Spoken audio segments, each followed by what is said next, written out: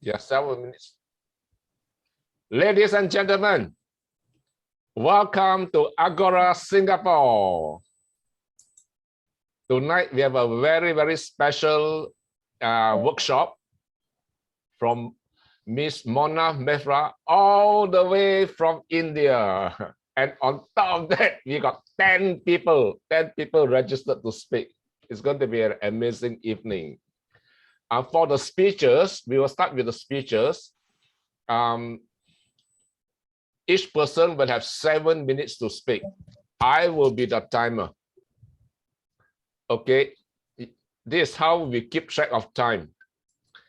Can you see my backdrop? You Yes. keep an eye on my backdrop. At the 5th minute, you see the green screen. At the 6th minute, you see the yellow. And at the 7th minute, you will see the red. The moment you see the red screen, you know you have used your 7 minutes, and you got to stop your speech within the next 30 seconds. Are we ready? Yes. Okay, wonderful. The first speaker for this evening will be Chong Cheng Yan. Chong Cheng Yan, he will be speaking on the topic, the joy of painting. The benefits of painting. Oh, the benefits of painting, sorry. You have 1 minute to introduce yourself and your topic, 7 minutes to present your speech. Let's welcome Chong Cheng Yan. Thank you. Thank you. Good evening, ladies and gentlemen. Welcome to my talk. My talk today is on the benefits of painting. So just to show you my painting, this is my painting, one of my painting. And this is another one. So to introduce myself, my name is Cheng Yan, and I'm retired, 69 years old. And I spend my time painting watercolors. So just to show you another of my painting. This is another of my painting, and this another one. So I'm an accidental artist because I didn't choose to be an artist. Instead, it chose me. So basically, I discovered painting by accident. I don't want to bore you with the details, but just to say that at the lowest point in my life, painting beckoned me to heal myself and to recreate myself. So I took up painting to heal myself. And painting teaches me patience because you have to allow the painting to dry before I can continue. So basically, when I paint, so I paint the sky and I allow it to dry, only then I can continue. So painting also is a form of therapy.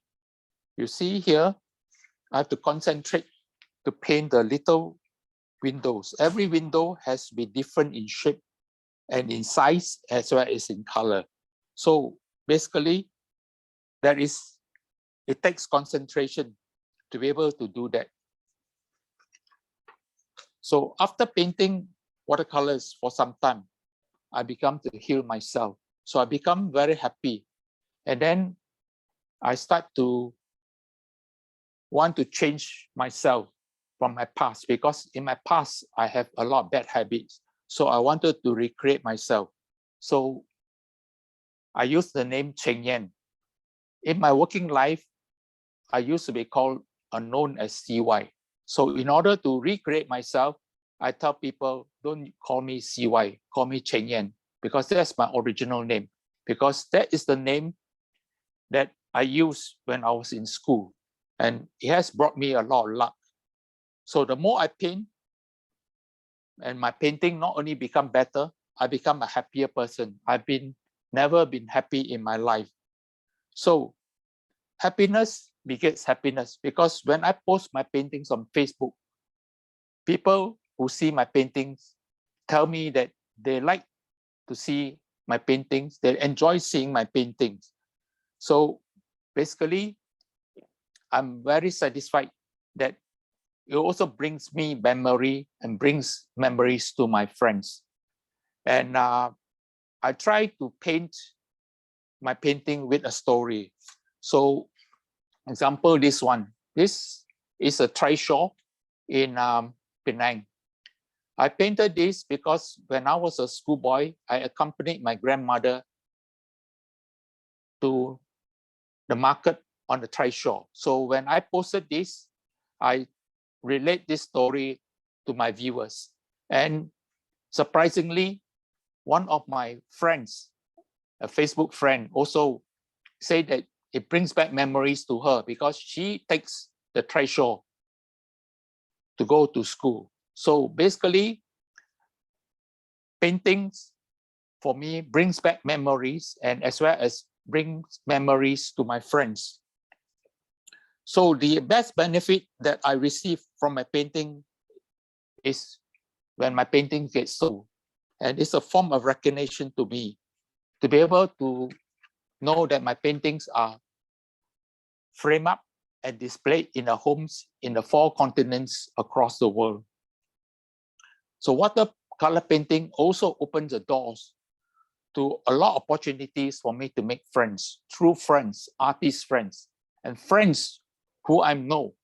They confided to me that they used to paint or they were artists once. So my painting allows me to connect with people, with friends. And another benefit is that people also confide with me their secret, their deeper secrets. So I was very surprised and shocked when one of my friends told me her darkest secret. Of course, I cannot tell you. This is a secret. Huh? And paintings also allow people to express their joys. So I have actually 2 friends who are grandmothers. They shared their paintings of the grandchild and then they showed it to me via messenger and asked me the opinions of their grandchildren's painting. So suddenly, I become a judge just because I'm an artist. So watercolor paintings allows me to be artistic. So I become more artistic and I become a creator of art pieces. And my art piece becomes a harbinger of happiness to friends and as well as memories to friends. So another benefit of painting is that it is a magic carpet. It allows me to escape to my parallel universe where I can create anything I want. Nothing is impossible. And that I can be in charge of my own work to my heart's content. So basically, just to show you some of my other paintings, like this one. This is created just recently. A friend actually shared with me her photo, which she took of a sunset. And I got this inspiration to paint this. So it actually, my friend become very, very happy, become very, very excited to know that I'm actually painting this. Now, this is another one I painted. It shows a couple in a photo shoot in Sydney. And there was actually, the sky is actually very dark. There's actually the storm. So there are 2 forces at work, the power of nature and the power of love. So this picture was actually taken by an outsider and he posted it on his Instagram and it went viral. And somebody managed to locate the couple and they were very, very happy. So basically, I'm very, very happy to be able to create my paintings. And in conclusion, watercolor painting not only healed myself and recreated myself, but I've opened up a treasure chest of riches beyond my wildest imagination. So thank you for listening and good night. I hope that you will be able to find your passion. That's the end of my speech. Over to you, Ban Ping. Yeah, thank you, Cheng Yan. Thank you. Thank you. Wow, wow, wow. I'm so absorbed in your speech. I'm also so happy for you that you enjoy all the many benefits of painting. Is amazing. I never realized there's this world that can be opened from painting. So today you share something, and I'll invite some friends to share their reaction to this very, very meaningful speech. Rajendran, would you want to share how you feel? Yes, I recalled his paintings are really marvelous. Getting inspiration from Facebook, I never thought that Facebook can be so helpful to a painter or an artist. And second thing, I remember painting when he said that they are connected with their life. I watched a movie called Future, Painting the Future. It's a small 50 minutes movie. And there the painter is getting blind slowly, but a girl inspires him to paint again, and she was having leukemia, but he paints the future, he paints that she will survive and she will live. And at last she crosses the year that was supposed to be her death year, and she crosses that and she lives. So I remember and I recall that movie. It's a very touching movie. If you like, anybody who likes to watch it can watch it. The title is Painting the Future, and it's a true story of a very famous painter. Maybe Shang Yan knows him or I don't know, but that recalled me. So you are a very wonderful job you are doing, and hope that you will keep on inspiring us. I would like to follow you if you have any page or something, or I heard that you are not interested in. Yes. Ban Ping, can forward you my Facebook. You can actually I can actually add you as a Facebook friend. Ban Ping, check with Ban Ping. I will do that. I will do that. Yes. Thank you. Rajendran, you just look for the name Cheng Yan Chong. It's exactly like what he posts there. You go Facebook, you look I will. Cheng Yan Chong. I will look it because Thank you very much for such Thank a you nice, very much. Thank you, Rajendran. Anybody wish to share your reaction, you can raise your hand and you can speak for 1 minute. Oh, Mike Nicholson is checking in and out. There's something wrong with his computer, I think. Okay, thank you very much. I don't see anyone raising hands. I think we are so absorbed in your speech, and we are so immersed into. Oh, Mona, sorry, I didn't see you earlier raising your hand. Mona, please. I really like your paintings. Thank you. Thank you. I really like the tiger one, the wedding one, and it shows your passion, how you paint. They're really lovely, and you speak from the heart, and that shows because you paint from the heart. So thank you. That was visible, and rest, I guess, you'll get used to get a better with more practice. You'll get better. There's nothing that is can't be learned. It just needs practice. Yes, that's right. I must say, public speaking is not my cup of tea, but I accepted the request because Ban Ping is my friend. So I want to help him and also the viewers just to help him. But actually, that is great because people get inspiration from average normal people like us and you, and listening to your story actually inspires other people. So it's nothing that cannot be learned. I was horrible, so if I can learn it, so anybody can learn it. So I must say that you are right. It's nothing impossible to learn. I was very bad at art in school, but I took up painting because painting saved me. In my latest part of my life, I suffered a crisis and I took up painting, and painting saved me. But the thing is, when you are learning something, you need time. Same thing like public speaking. You need time to learn to speak. But problem is, I only have one such limited time.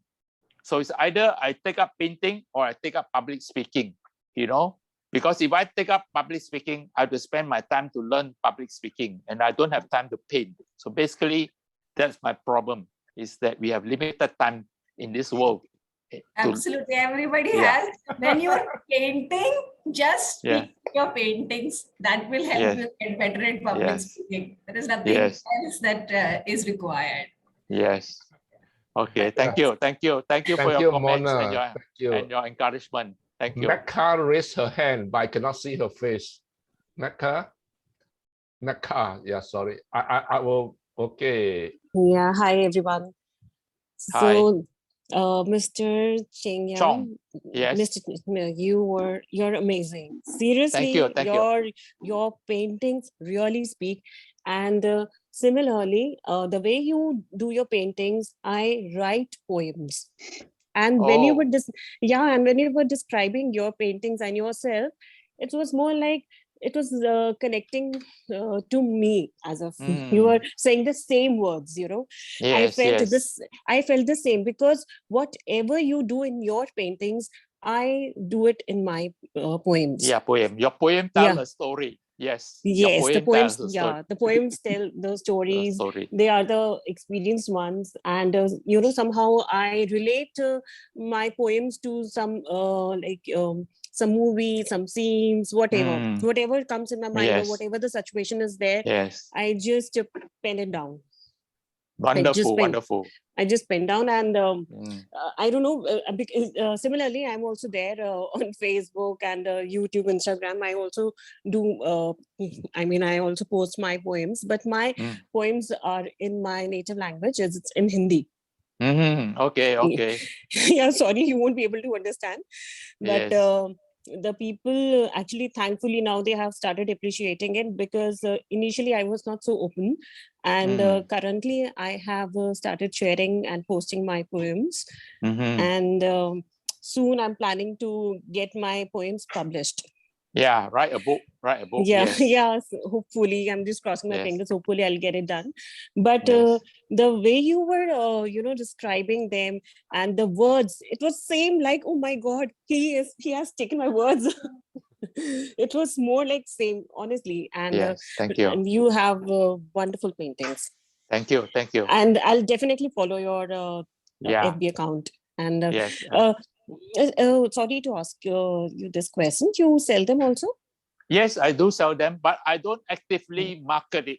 When people write to me, they say they want to buy my painting, I will then connect with them with a messenger and get the details. And then I don't make money from the paintings. I sell them because I want them to own them. So my paintings are very, very modestly priced. Yes, I do sell them. Yes. Wow. So one day I'll be buying a painting from you soon. Oh, thank you. Yeah. Sorry? Get my contact from Bumping. Sure. Yeah. Definitely. Thank you so much. Thank you, everyone. Thank you, everyone. Another round of applause to Cheng Yang. Thank you. Just to let you know, I have 2 of Cheng Yang's painting. I'm going to keep it. Later on, I'll sell it for $1 million each. Okay, for the next speaker, Thomas, are you ready?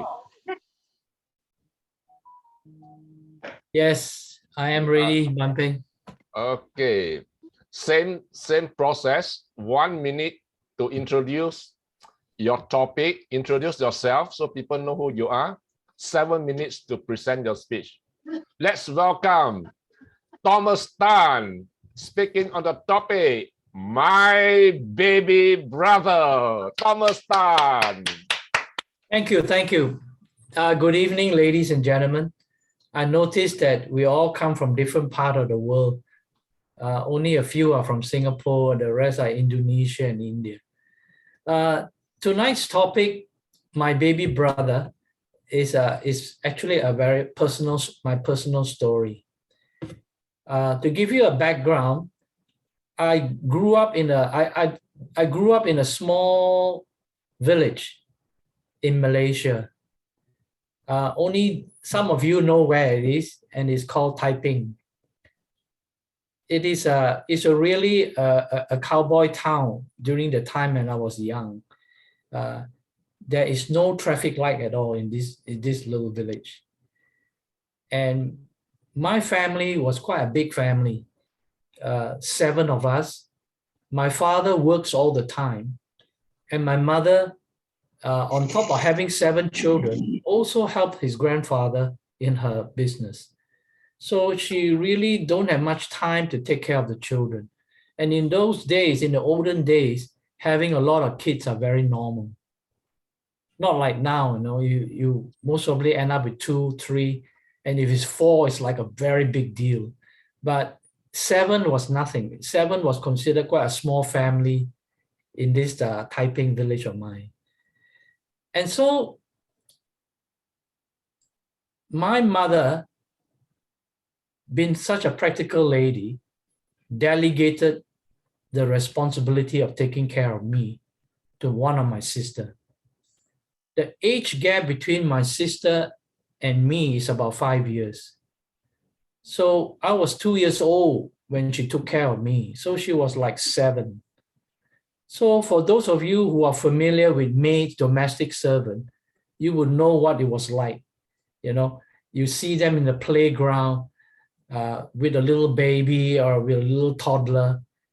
But except that these are maids who are paid to do it. But my sister is a pro bono, and her responsibility for me is very great.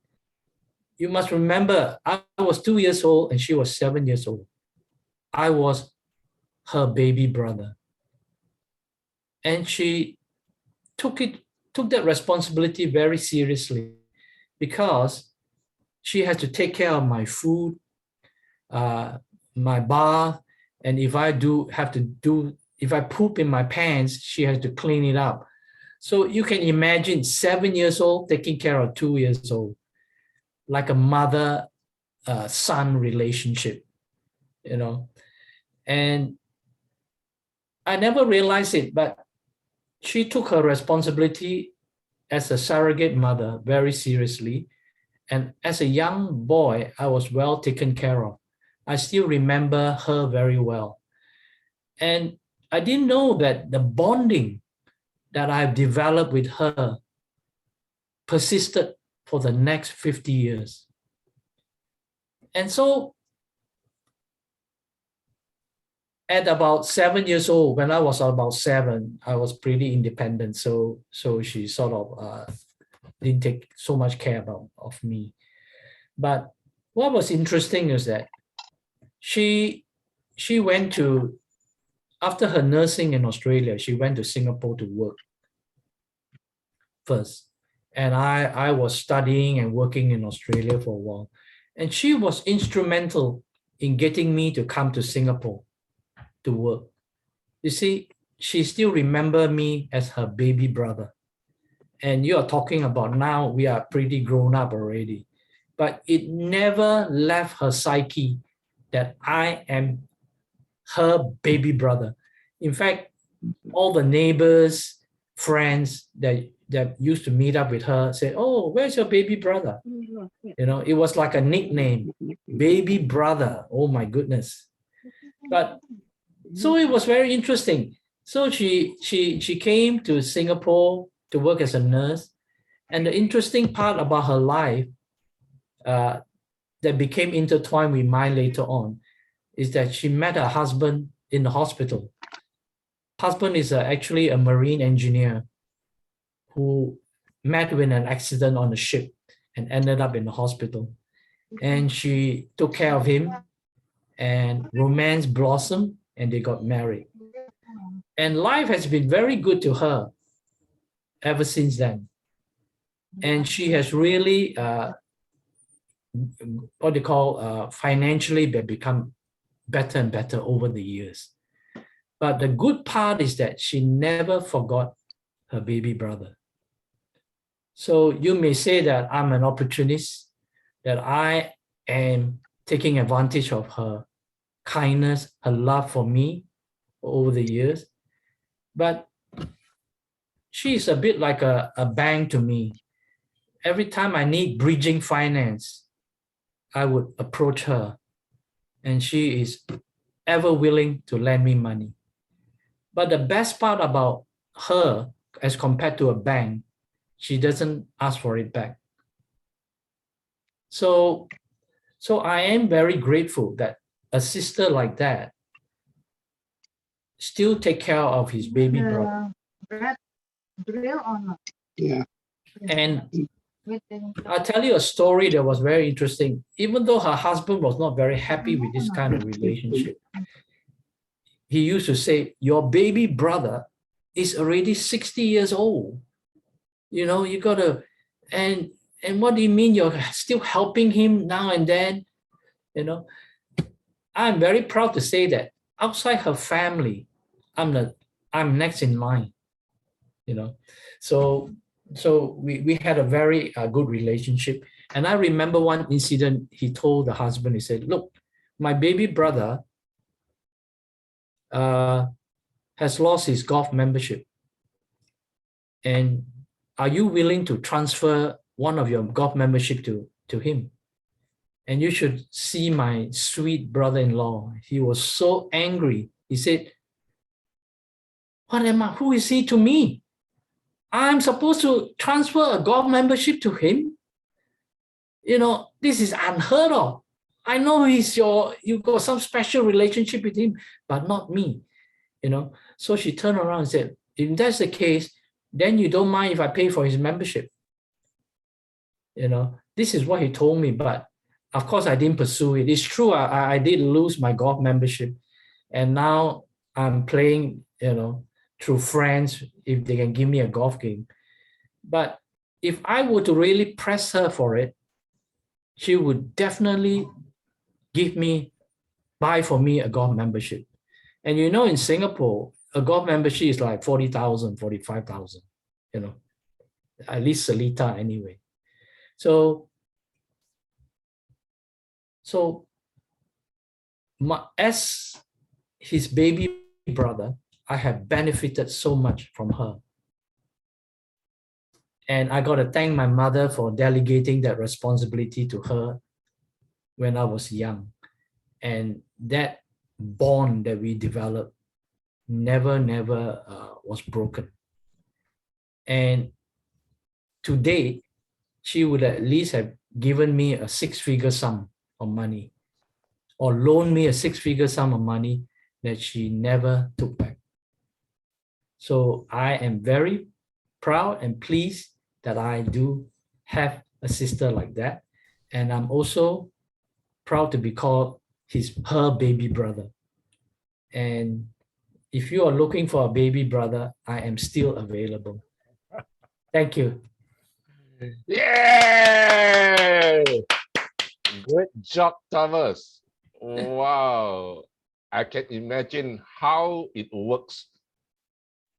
The bonding at the very early stage of life actually lasts forever. Lasts forever. True. And then the sense of duty and obligation and responsibility to each other will always be there. It never ends, right? So you are really blessed, and you are right that you are blessed. I feel so touched to listen to your story. I also want to be a baby brother. Okay, let's see if there's anybody who wish to share some feedback with Thomas, how you react to his speech. Raise your hand if you wish to speak. Lawrence, okay. Okay, can you hear me? Can. Good evening, President, members, and baby brother. Nothing beats a personal story. And life is really that kind of relationship, and it goes very deep. And we all have them. And I really thank you that you, in giving your speech, you are actually honoring your sister. that she has so much love, and that love did not stop. And that's beautiful. And it's good that when 7 years old, she already had this responsibility. And now she's also blessed, so blessed that she can bless you. So maybe this is something we all can learn about relationship. And if we are so blessed, bless others. Because you won't know, like your sister is not here, but you're honoring her. And that's important. And sometimes there's something we need to learn. And I also need to learn to always to be able to honor people, appreciate them, and to be grateful and thankful. And I thank you for your speech. Thank you, Lawrence. Thank you, Lawrence. Yeah. Thank you, Lawrence. I agree with you. This speech is actually honoring your sister. Yeah, and it will be in YouTube forever, so your whole family will be able to watch this speech. Great job, great job. Okay, next speaker, Mike. Do you want to be the next speaker?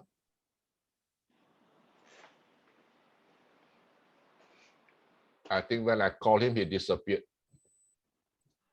Mike, where are you?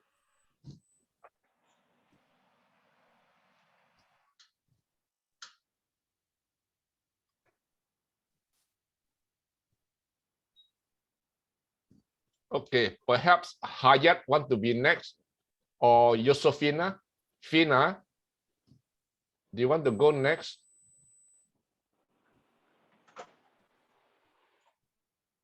Oh, Mike, you are back, Mike. Would you want to be the next speaker? You have to unmute yourself. We cannot hear you. I cannot go next. You can or you cannot, Fina? Yes. Yes, you can. Yeah. Can you on your video? Then we can see you.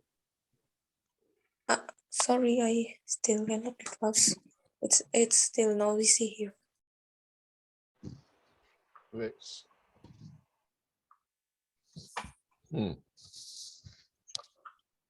Mr. Kok. Yeah. Perhaps you can go next. Can. Sorry, I'm late. I thought it's 8 o'clock, is it? Okay, never mind. Okay. Mr. Kok. Yes. The process is the same. Yeah. 1 minute to introduce yourself, and then Yes. 7 minutes to present the speech. Can you see my screen? Just 1 minute. Can you see me? I can't see you. You're on the computer or on your handphone? I'm on my laptop. On your laptop? Laptop, you go put gallery view. Gallery view, just 1 minute. 1 minute. Oh.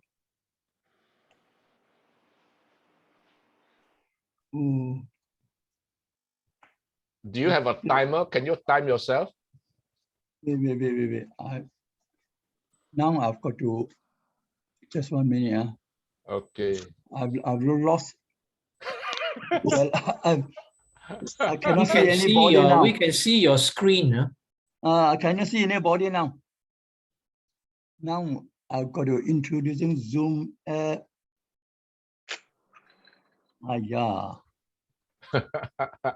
Oh, okay. Now I'm back already.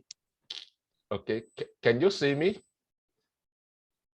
I can see other people, but I can't see you. What can I do? Okay. No, now I can see you. Okay. Okay. Can you see the color of my backdrop? Yeah, green. Okay. When you see green, that means you have finished 5 minutes of your speech. When you see yellow, it's 6.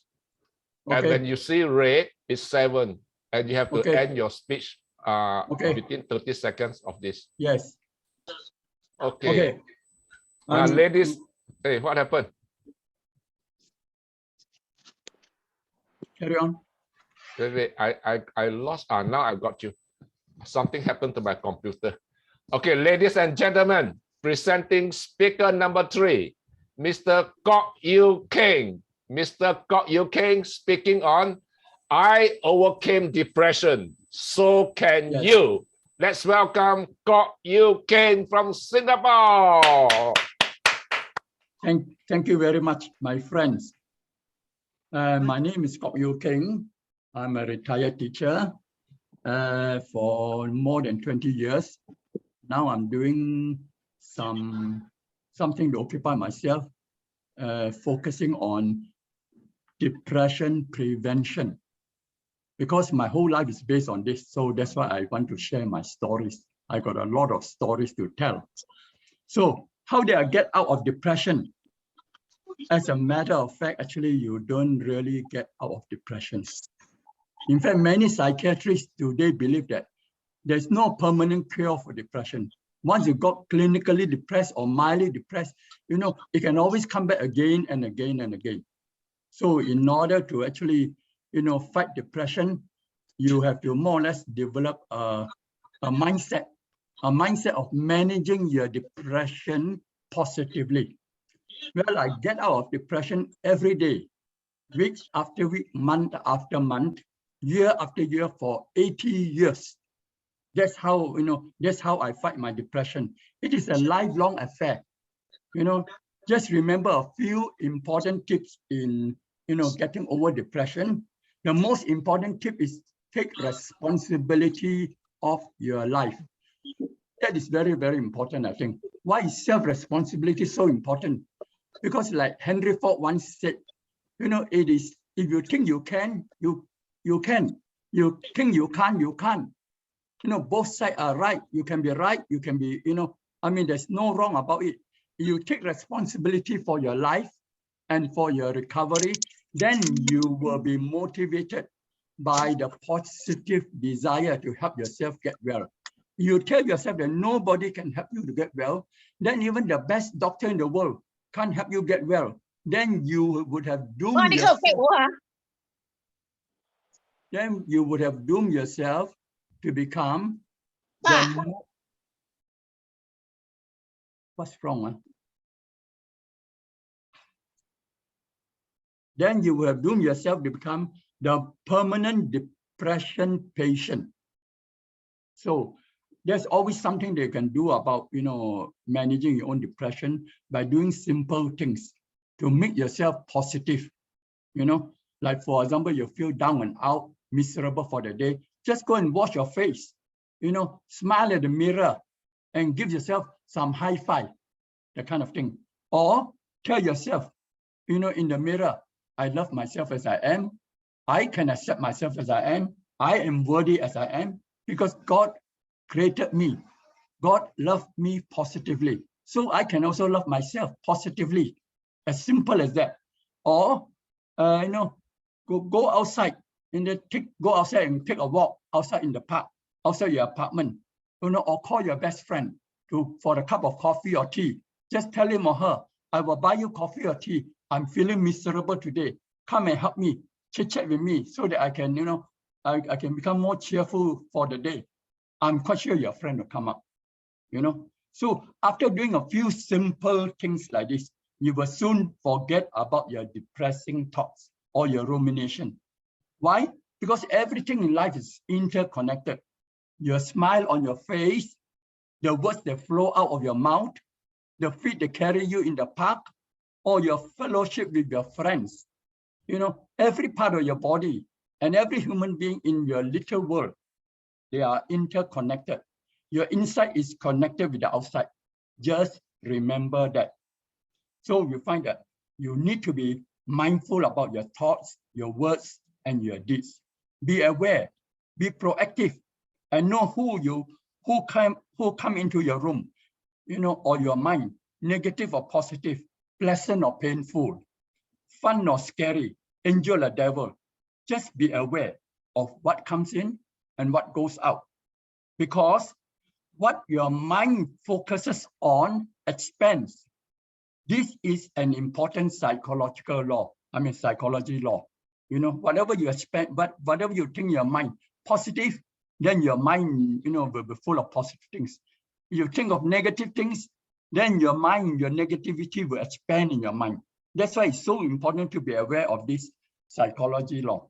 What your mind focuses on expands. There are the few simple things, can be effective to keep your depressed emotions at bay. I know it because I've been doing all these things for so many years. I've been doing all these things for thousands of times. I can't remember how many, because, over the 80 years, yes, I mean it literally, because I'm 81 years old today, and I've repeated all these positive thoughts, words, and deeds many times. I can probably claim to be the most experienced depression survivor in the world today. Yeah, it's not a famous title, is it?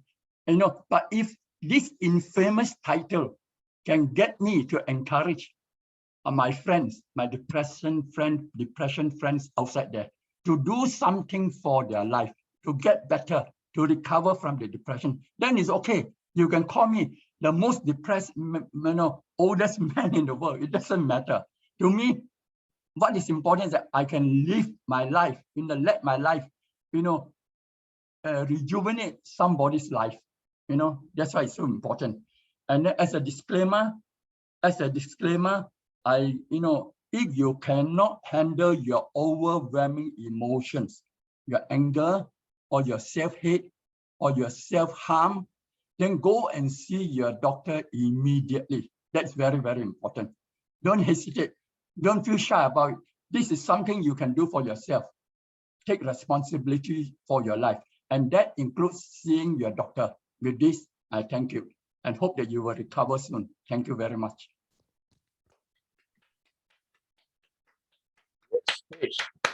Thank you very much, Mr. Kok. Would anyone want to share your observation? Just raise your hand. Oh, Rajendran. Okay. Thank you very much for this wonderful speech, because depression is very common, because I do also workshops on paradigm shift, and I run also a club called Positive Thinkers Club in Ethiopia, first of its type in the history of Ethiopia. For the last 6 years, we have been running this club. Every second Sunday we meet. Now, because online due to Corona, so I know that depression is one of the things that you can just cure by yourself. Nobody can help you. Self-analysis, meditation, and all that. And I generally, basically, I'm sorry to say, but I hate this word. I mean, this is something which is very surprising to me, that I never understood what depression is. I mean, maybe I am God gifted that I don't go in depression. I never got depressed, touch wood. So I think you are very right that depression is something that you can get rid by yourself, self-analysis, and you can do some mind setup. It's pure mind setup. It's your paradigm, your habitual behavior it becomes. So you can get rid of it. Thank you very much. You have just empowered my thinking. Thank you for that, Mr. Thank Kaur. you. Thank you.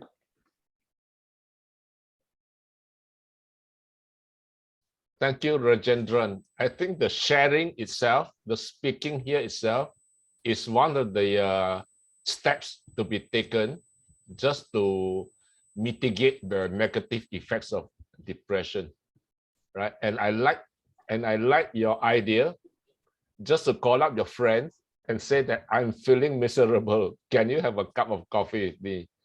Yeah, I think that's good. So next time, I want to have a free cup of coffee. Then I'll say, Mr. Kok, do you feel depressed? I will have a coffee with you. Welcome. I will buy you chicken rice even for your lunch or dinner. Okay. Okay. We can have one more speech before the workshop. Who want to go next? Ita. Okay. The next speaker Wait, sir. Okay. Okay, Yes. the next speaker comes all the way from Jakarta, Indonesia. And she's going to speak on Kids Education Scholarship Fund. This is a lady with a very big heart who wants to do something. And let's put our hands to welcome Ita Wahyunitias from Jakarta, speaking on Kids Education Scholarship Fund. Yay! Thank you, Mr. Banpeng. Good evening, ladies and gentlemen. I'm Ita from Jakarta, Indonesia, and my presentation based on my experience as a teacher. So before I start, I would like to show you. Yes, now how important is education? What is the use of education for the progress of a nation? And how can education break the chain of poverty?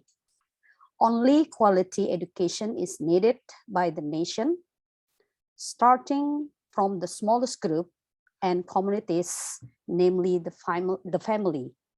How to and what can we do? I will introduce a program that I will socialize to support quality education for children with prosperous economic conditions. And I feel it makes me so sad knowing there are differences condition between children from wealthy family and the children from pre-prosperous economic condition. And this is my program. It's a Kids Education Scholarship Fund. And as we know, there is a word, seek knowledge until as far as China. And we know education is the main of knowledge and the backbone of nation. So building the current generation can be the key to advancing the nation. The quality of the social conditions of the community is determined by proper education.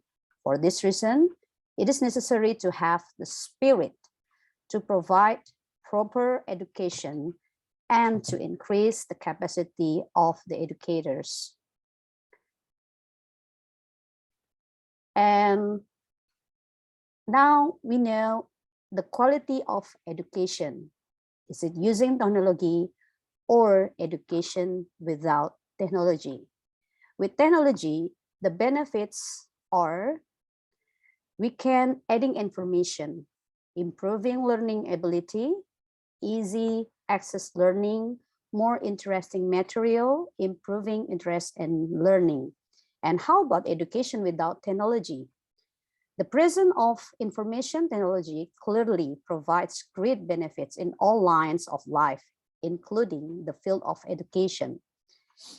Even education without technology will be left behind. The learning process that has been face-to-face with the presence of educational process technology can be done online. So you can see from differences, my students, both there are from international school, they are using technology to study. And below my student from a prosperous economic condition, they do not use technology, they just use paper and tools, traditional tools for the traditional learning process. And next on to the differences between my student from international school. On the left, you can see they learn about mathematics with Singapore curriculum.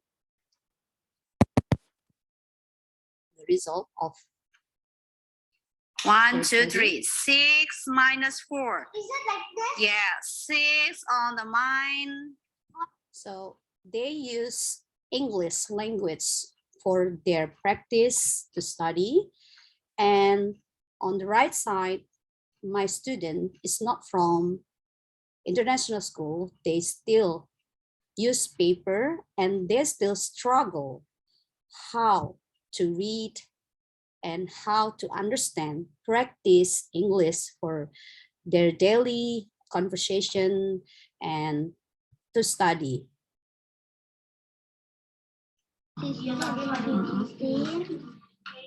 Times 1. Okay, terus, and then? So while mathematics in English is not introduced at all, it is not even studied in public school. So they are struggle to learn. And on the left picture also from international school students, they can't and able to communicate in English and present with their respective version and styles to express their opinions and ideas. Liu. Yes. Can you read for me the poem of See It Through? What's the order of See It Through? At your guess. Good. When Let's you're start up, it. 1, 2, 3. When you're up against the trouble, meet it squarely face to face. Lift your chin and set your shoulders. Plant your feet and take a brace. When you think to try to dodge it. Okay.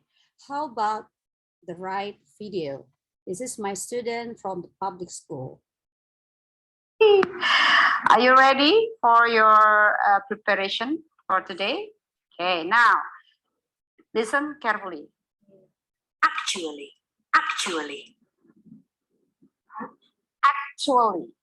How to spell actually? ACTUALLY. Very good. It's an adverb, yeah?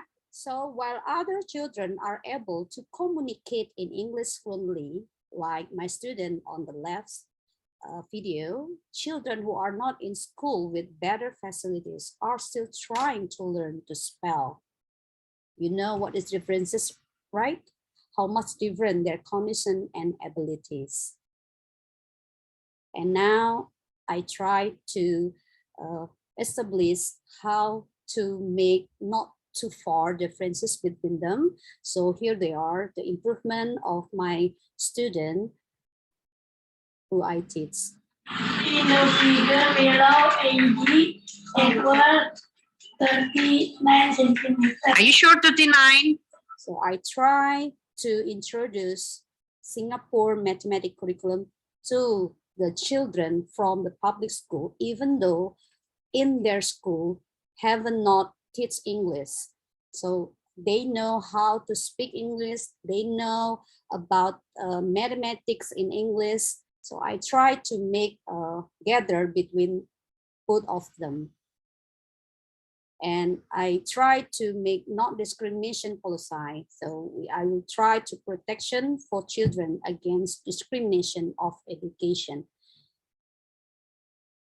What do the children need? At the moment, the tools do we need is like computers or laptop, because technological devices are needed to facilitate children in the online learning process and learn computer science directly from an early age. With the facilities of technology device, it's hoped that children can adapt to various technologies along with increasingly sophisticated times and online learning. It's not only that, so we need to how to make certified training, because computers without training or without teach them how to use it, I think it's not useful, because besides training on the use of computers and available application to support the online learning process, so that the children get training with the certification as their portfolio in the future.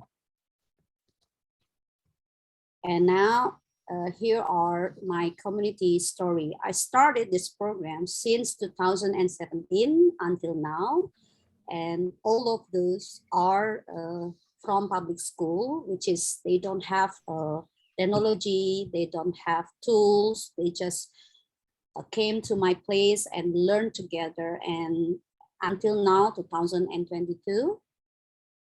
Okay, and here are the children achievement. They attend on spelling bee competition and they can achieve best rank in school. Also, they are able to achieve on mathematics Olympiad competition. And here is my place. We stay in Jakarta in Wit. So I think this is my my address on the place. So I think, thank you. This that is my presentation. Go back to Mr. Benteng. And I need suggestion from all of you here. Wow. You are amazing, Ita. You're doing such a great job. You put us put us all to shame. You are doing such a wonderful thing. Public speaking is not my cup of tea also. Yeah, of course. Okay, anybody raise your hand? You want to share your observation, feedback with Ita? Okay, Mr. Kaur.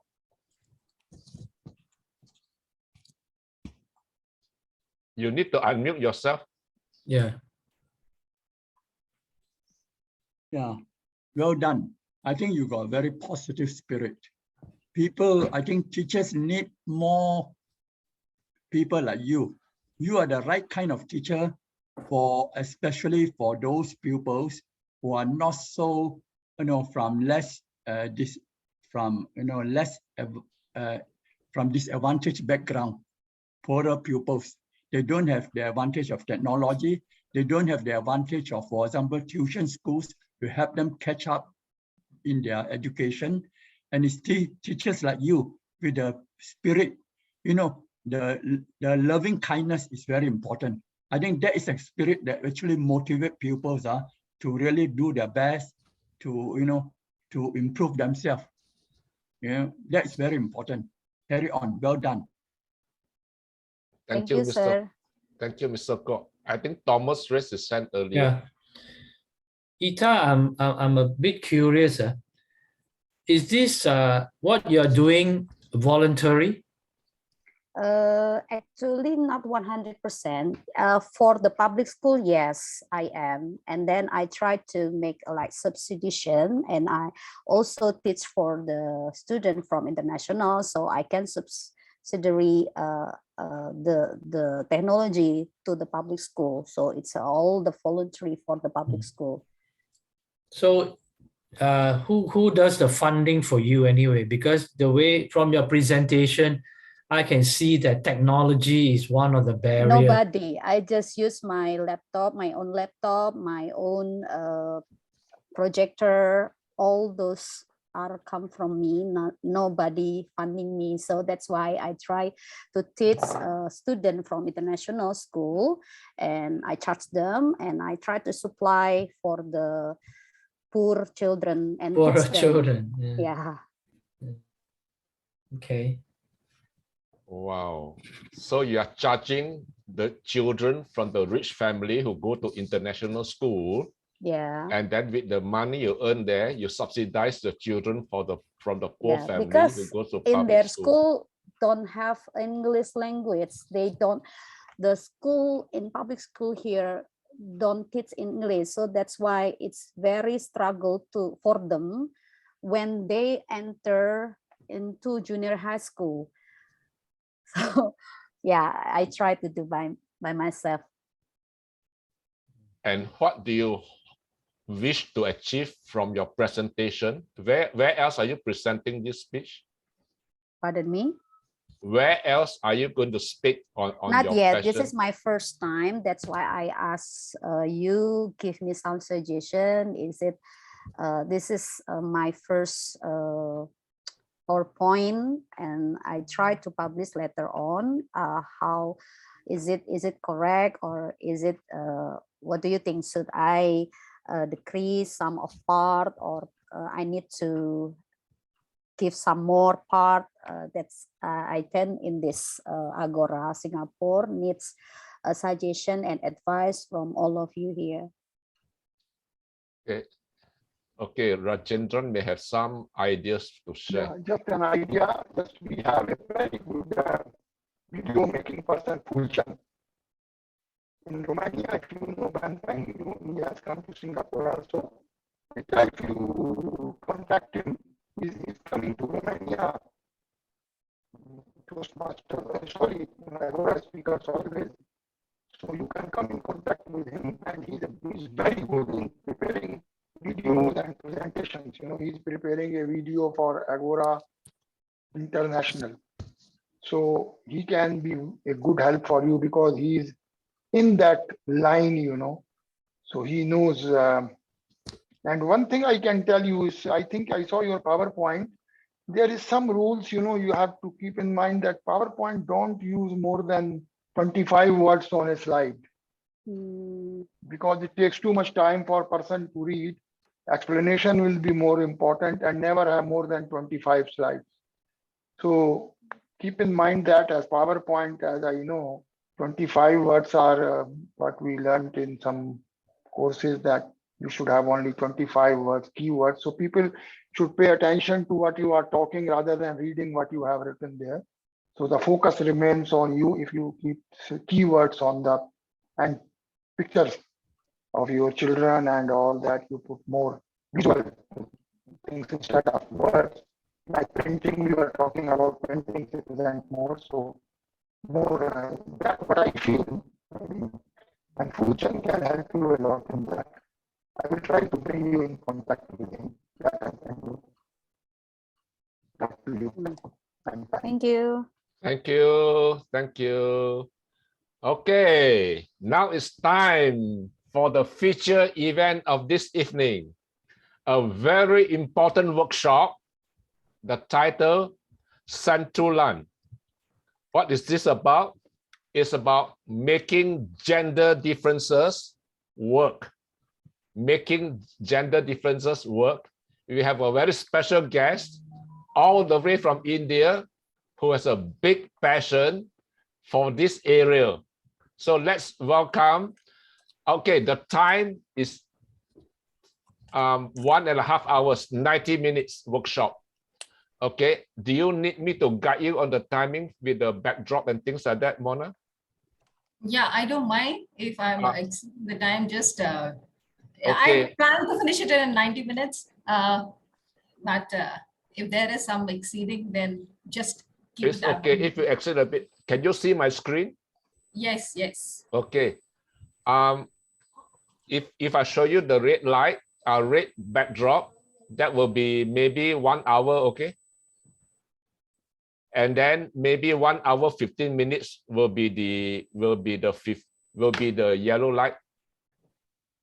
Okay, and then at 1 hour 30 minutes you see the red. Okay. Okay, so once you see that, you got to start to finish your speech. Absolutely. Okay, maybe we'll give you like 1 minute just to introduce your what is this workshop all about before you run into the presentation. Will that be good? I'll do it in the presentation. I've planned it so everybody will know. Okay, sure. Ladies and gentlemen, welcome Mona Mehra. Thank you. Thank you, everybody. Thank you so much. Let's start the presentation with an affirmation. I want you to hold your hands and put it like this. Make a fist out of it. Everybody, please, can I have the cameras? If you can, please put on the cameras. Now make a fist out of your hand and we start with I love myself. With energy. I love myself. Yay. I love myself. I love myself. I love myself. Yes. We start the presentation with this affirmation that we all love ourselves. This is very important because we all are unique and we are all different with our strengths and weaknesses, and we should accept ourselves as we are. Welcome to Santulan, Making Gender Differences Work. Just a second, I'll just share my screen. My screen seemed to have got lost. Just a second.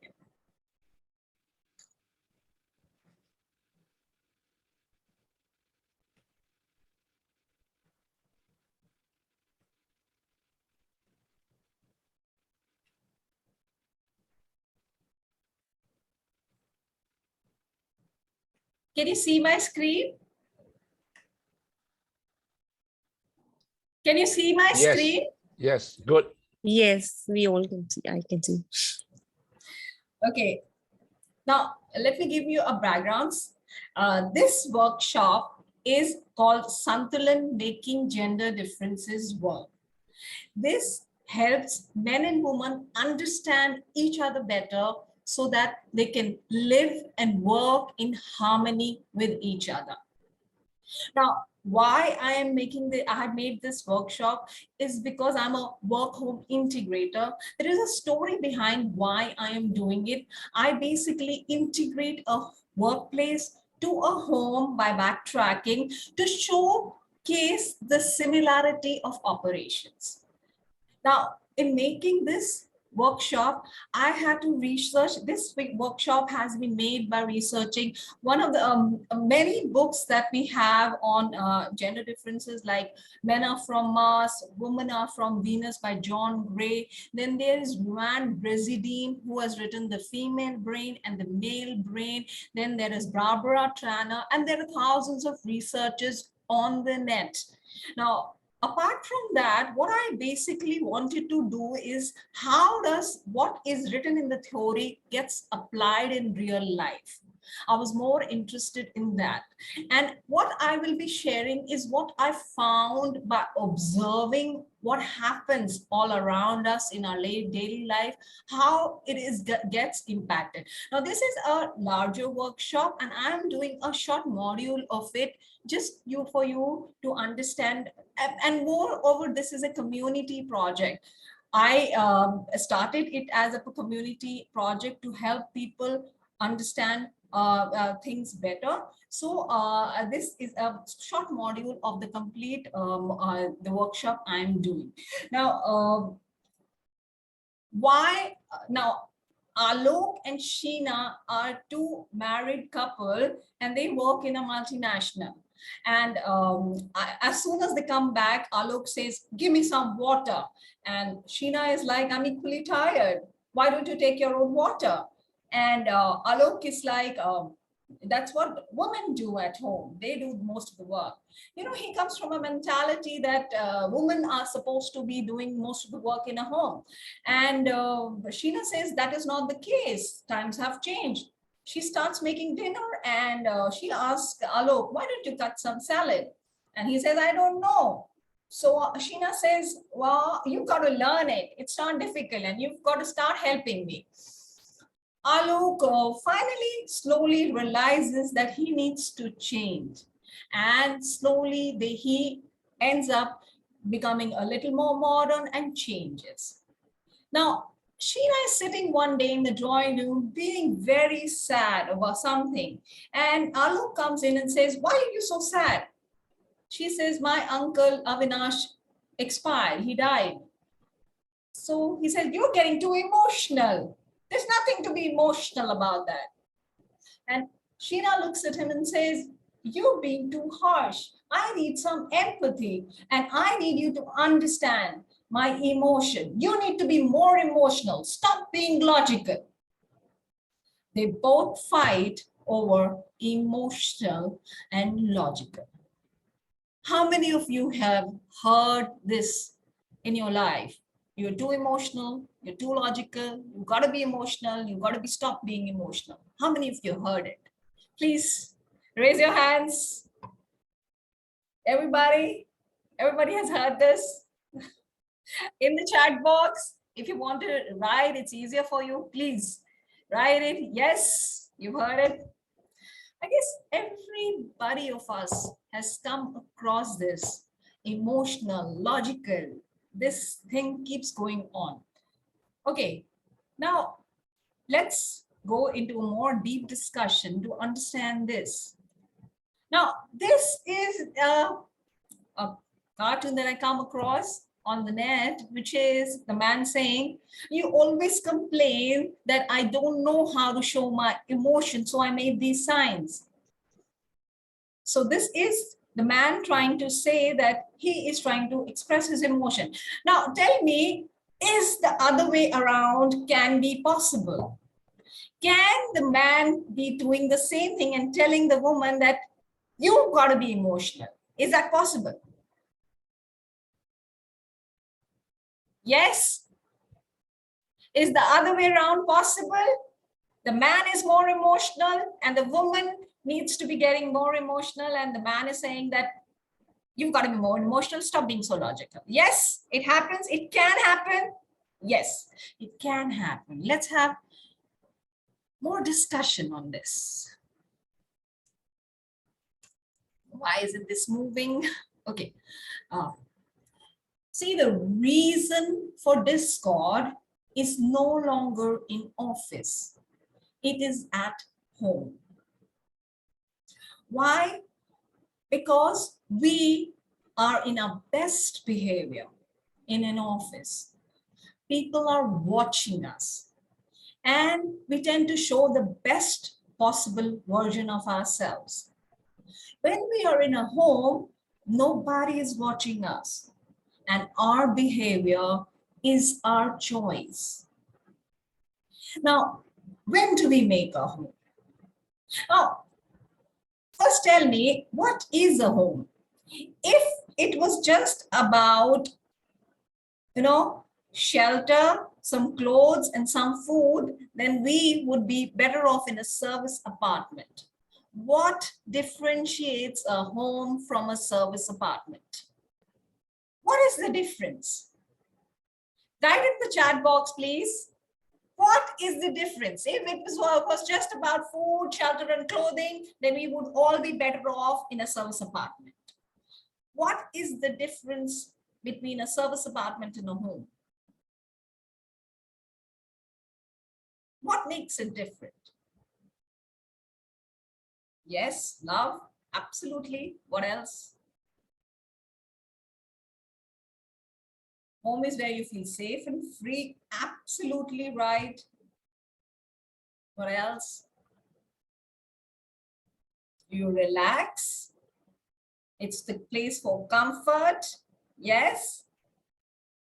There is emotional connect, emotional bonding, staying together forever at all times, sanctuary. Absolutely. It is the emotional, the bonding, the understanding, the comfort. That is what makes a home different from a service apartment. Now, when do home is more comfortable than garden? It has a garden. Oh, yes. If you have a garden, then you're going to enjoy yourself. That's the best home. That's great. Okay. Now, when do people start to make a home? Now, people come together when they fall in love, they get married, then they start a family. That is what they start making a home. Now, according to psychology, they say there is a lot of the passion, there is so much of an attraction in between the first 2 years. It is more or less, it's mostly physical. After 2 years, that attraction or that slowly fizzles down, and you start seeing the person as they are with their flaws. What you might have put the person in a pedestal, they tend to come down, and you start seeing the person as a whole with his strengths and weaknesses, and then starts the adjustment game. Now, as a married person for 22 years, I can say it takes a lot of work to make a relationship of home. Apart from that, the relationship part that we talk about, there are a lot of chores that we do. You know, a research was done and it found that the maximum the couples fight about is the chores. Who's going to take out the garbage? Who's going to do the cooking? Who's going to do the cleaning or the utensils or any other thing? It is the chores that the couples maximum fight about. So making a home has a relationship parts, which might have many things, as well as the chores part. And you have work-home balance is the key to happiness. Everybody agrees to that? Yes, it is the key to happiness. Bob Dylan said, the president of Coke once said, we are balancing 5 balls in our lives, which includes the work, family, friends, then there is soul, what else, and health. Now, he said that the work ball is the rubber ball which will bounce back, and the rest all are glass ball which will break. But in the current scenario, I think it's the other way around. We just seem to see everything else. Only the work ball is the one which is taken as the glass ball. Everything is either taken as the glass ball, the rubber balls. And work-home balance is the key to happiness. We are balancing so many things, like the 5 balls. We are balancing a lot many things in our life. Now, happiness is the goal for all of us in our life. And happiness is, the definition of happiness is very subjective. My definition of happiness maybe is a very sparkling, clean home in the morning, and by the night it might be just some friends with some good dancing and some drinks and some good conversation.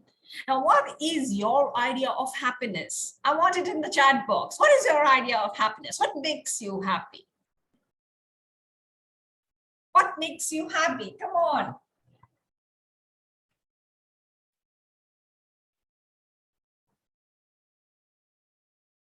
Whiskey. Okay. Yes, that might be for a lot many people. Good friends, sharing with people. Yes. That is it. Yes. That is what our purpose of our lives is. Happiness. What we are looking for in life is, we are looking for playing golf, singing and dancing, honest connections. Yes, that is what we are looking for in our lives, is happiness. And if you see, yes, that's great, honest connection. Let's, yes. Now, isn't this moving? Now, there is this happiness study of Harvard study of happiness. Now, why I'm talking about happiness is that our home or our interpersonal relationship or our personal life, there is a lot of connection of happiness with that. Now, there was this Harvard study of happiness, which started in 1938, that is 75 plus years. And they were trying to find that what is it that makes people happy? Is it money? It is fame? Is it job? Social connection? What? And what they did is they took 728 people and they tracked their lives for 75 plus years. They took the surveys after every 2 years and their physical and mental state after 2 and 5 years. And what they found out is that close relationships in family, friends, and social connections make people happy. In contrast, those people who said they were lonely, their physical and their mental state was not so good as compared to those people who had close connections, relationships in family, friend, and social connections. Those who said quality, not quantity of relationship matters. Those who said they had a marriage in which they can bank on each other.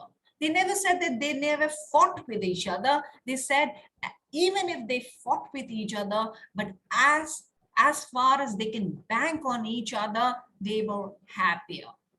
In contrast was those people who did not have good marriages, they were fighting all the time, they were more unhappier than those who were unmarried. Stable, supportive marriages. Those who said they have stable and supportive marriages and they were not divorced or separated, they were much more happier. They were in a better physical and mental state. Now, this complete study found out that it is the relationships that we have that is what makes us happier. An irony of this study was that in the beginning, everybody said that money and fame is what it will make them happy. Isn't that the funny part?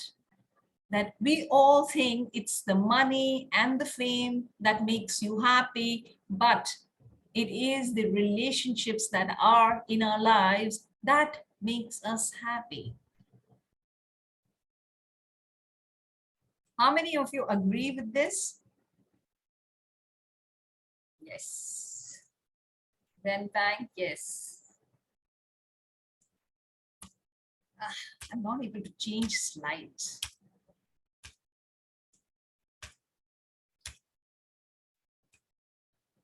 I don't know why.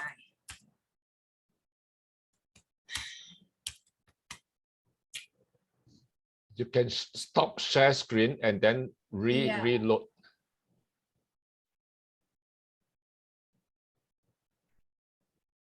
Okay. Okay, let's compare.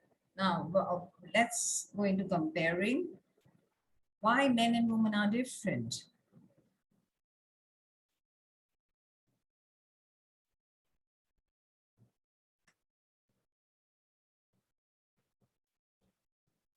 Okay. And okay, let's compare. Okay, men and women are complementary forces. Now, we have the Shiv and Shakti as well as the yin and yang. According to Indian mythology, everything happens in their opposites. Like there is positive, there is negative, there is sun and moon, there is light and dark, there is heaven and earth, there is active and passive, fire and water, above and below, heat and cold, and generation and growth. There is everything, force and friction. Man and woman are also complementary forces. Now, tell me, is a home and an office opposite? When we talk about a home, and an office. In an office, we are focused. In a home, we are relaxed. Yes?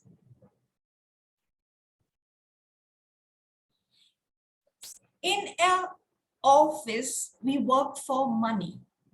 In a home, we do not work for money, we work out of love. Yes? In an office, people are watching us and our behavior is a lot refined because people are watching us. Whereas in a home, nobody is watching us and our behavior is our choice. Yes? Now, home and office are two complementary forces. And that is what is very important to understand, because if you understand that this is what is complementary forces and both together make one, that is what it is. Both complementary forces run together. One cannot exist without the other. The other has to exist. Now, what is the lot in common? What is it that we have a lot in common with each other? Maybe we are different and we have, but our value system, that is the honesty, integrity, and commitment. Every relationship works on these pillars of honesty, integrity, and commitment. Maybe it's an official relationship or a personal one. You would require the value system, and all must believe in that, because that is what the basis of every relationship is. Aspirations, success, and happiness. Now, the definition of success is very subjective, because I might be satisfied in this much, but you might not be satisfied in that. But happiness is also what we require, and that is why I said everybody has different definition of happiness. We all are looking at these both, success and happiness, and make a definition of what you want for yourself. Don't run after what the other person wants, because your definition of success and happiness is very different from the other person. When I'm going to talk about the differences, men and women are equal, means that we have equal rights and opportunities, but that does not mean that we all become alike. Imagine we are all unique with different strengths and weaknesses. Now imagine if the world was absolutely filled with the same person as me. How boring. How boring would that be?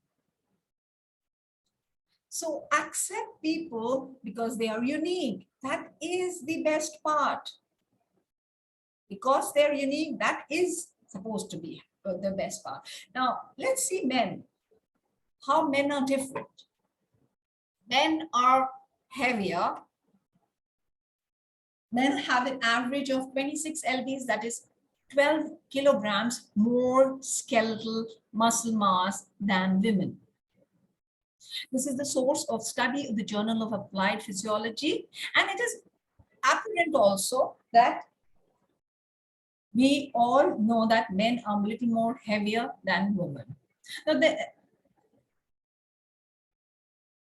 they have a high level of testosterone, competitive behavior, and aggression.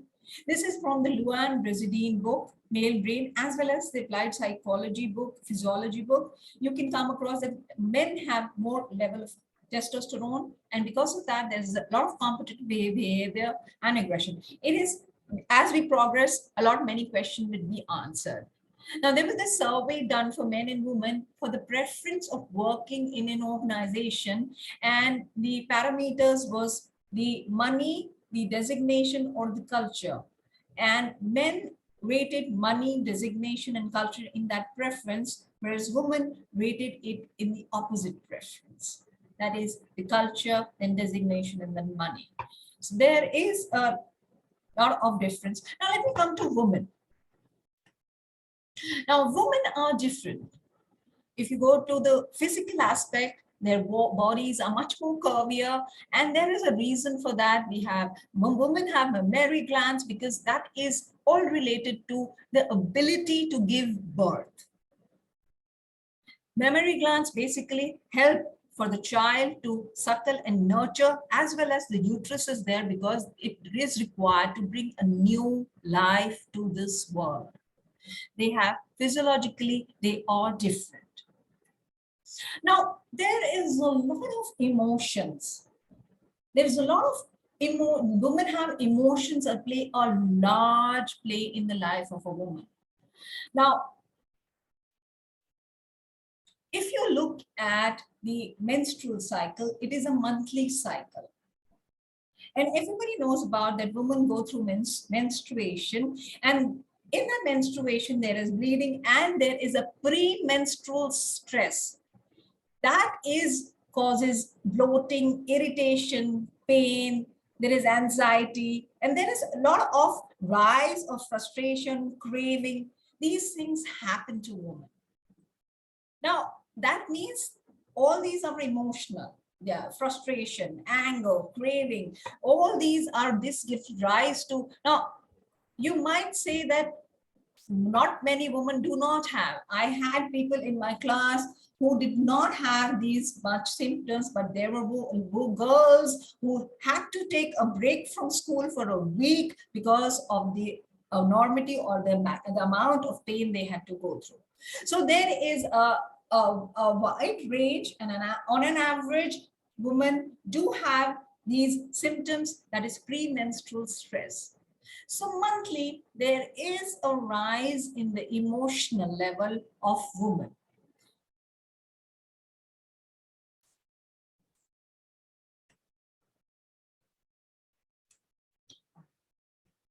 Again, yeah.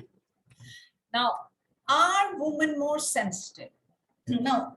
There is this study done by University of Basel, Switzerland.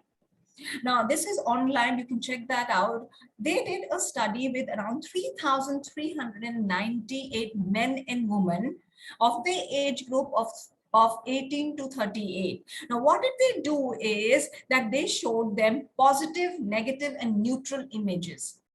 And what did they do is that they did their MRI scan to check the sensitivity. And they found that women were shown, positives were, you know, cute cat and dog, and neutral were houses and landscape, and negative images were accident victims or death. And they found that the reaction of women, emotional reaction was much more than men. And this finding disclosed that women were more sensitive to emotional reaction, or their sensitivity to the photograph that were negative photographs were much more than men. Now, why? Now, I tend to question everything, and I said, why is there so much of play of emotions in women's life? That is the question. When I was researching, I wanted to find out why there is so much of emotional, you know, emotions in women's life. And just look at a child. What do you see? They are absolutely helpless. Can they talk? Anybody? No. Can they speak out anything? No. How do they show if they want to be fed? Cry. Yes. If they are wet, they are hungry, or they have a tummy ache, what do? Cry. Cry. Now, a cry is an emotional outburst of a child. And I realized that women had to understand a child based on his emotional cries. Emotions. We need to understand the emotions of a child, because a child cannot tell it any other way. By the way, emotional intelligence starts from here, because the first aspect of emotional intelligence is understanding others people's emotions. And here you are understanding a child based on his emotional cries. And a mother, see, the role of mother can be played by anybody, but they need the skill to understand the child.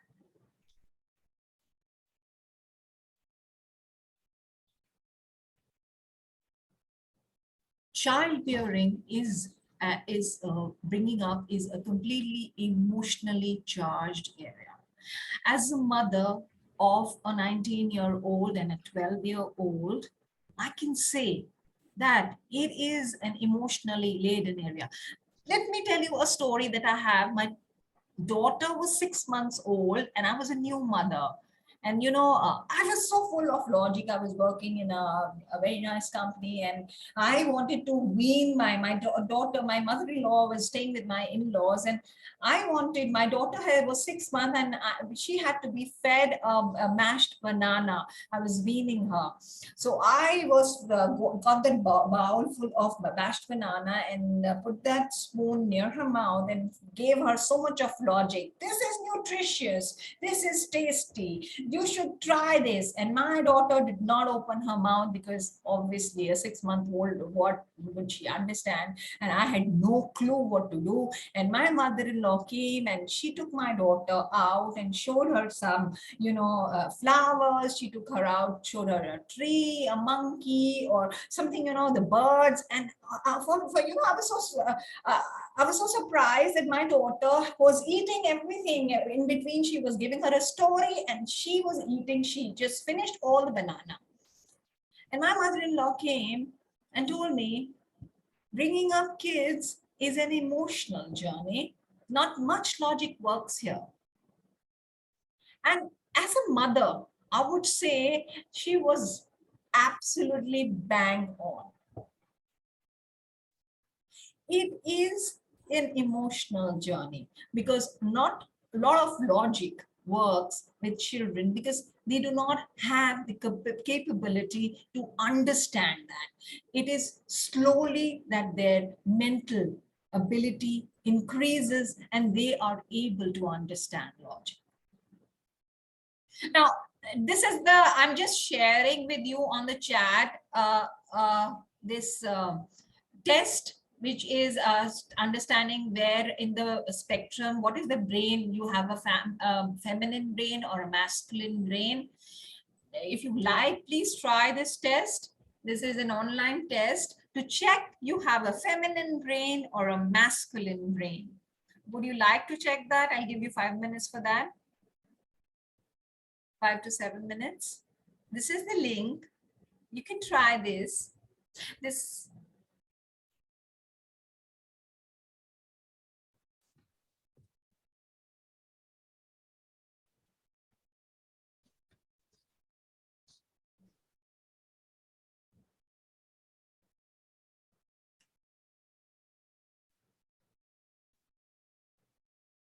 Would you like to try this? Yes, I'm doing it. Yes, please take 5 minutes to do this. There are 30 questions. It will give you a score and I will discuss the score with you.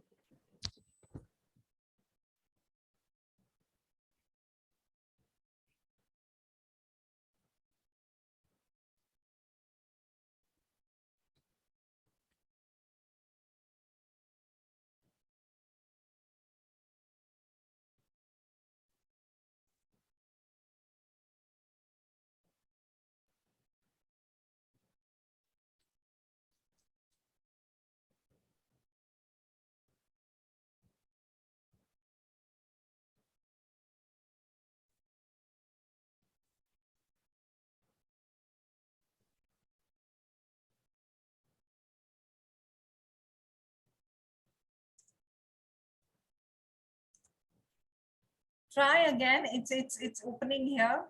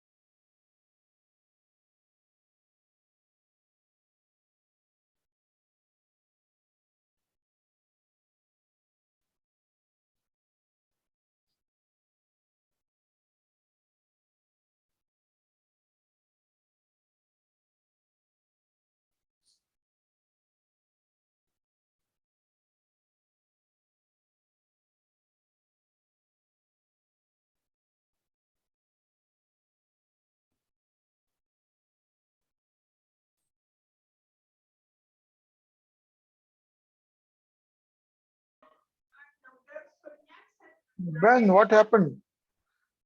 We are still doing. I think it's a Zoom problem. Zoom has a problem, maybe. No problem. Mm. I'm still doing, so it takes a long time for me. Have you finished? Anybody's finished with the Not yet. I'm down to 23.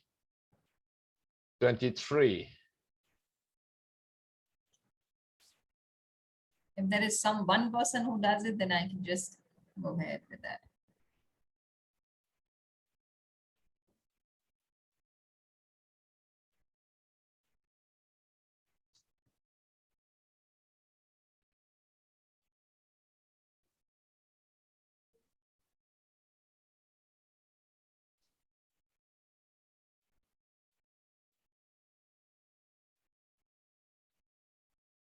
Okay, let me go ahead with it, and you can do it at your leisure whenever you can find the time to do it.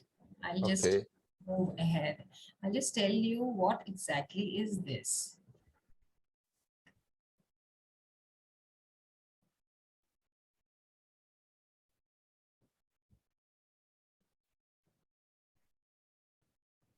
Can you hear me? Yes. Yeah. See, the score might be from Zoom quit. What is this? Okay. Zoom quit unexpectedly. What is this saying?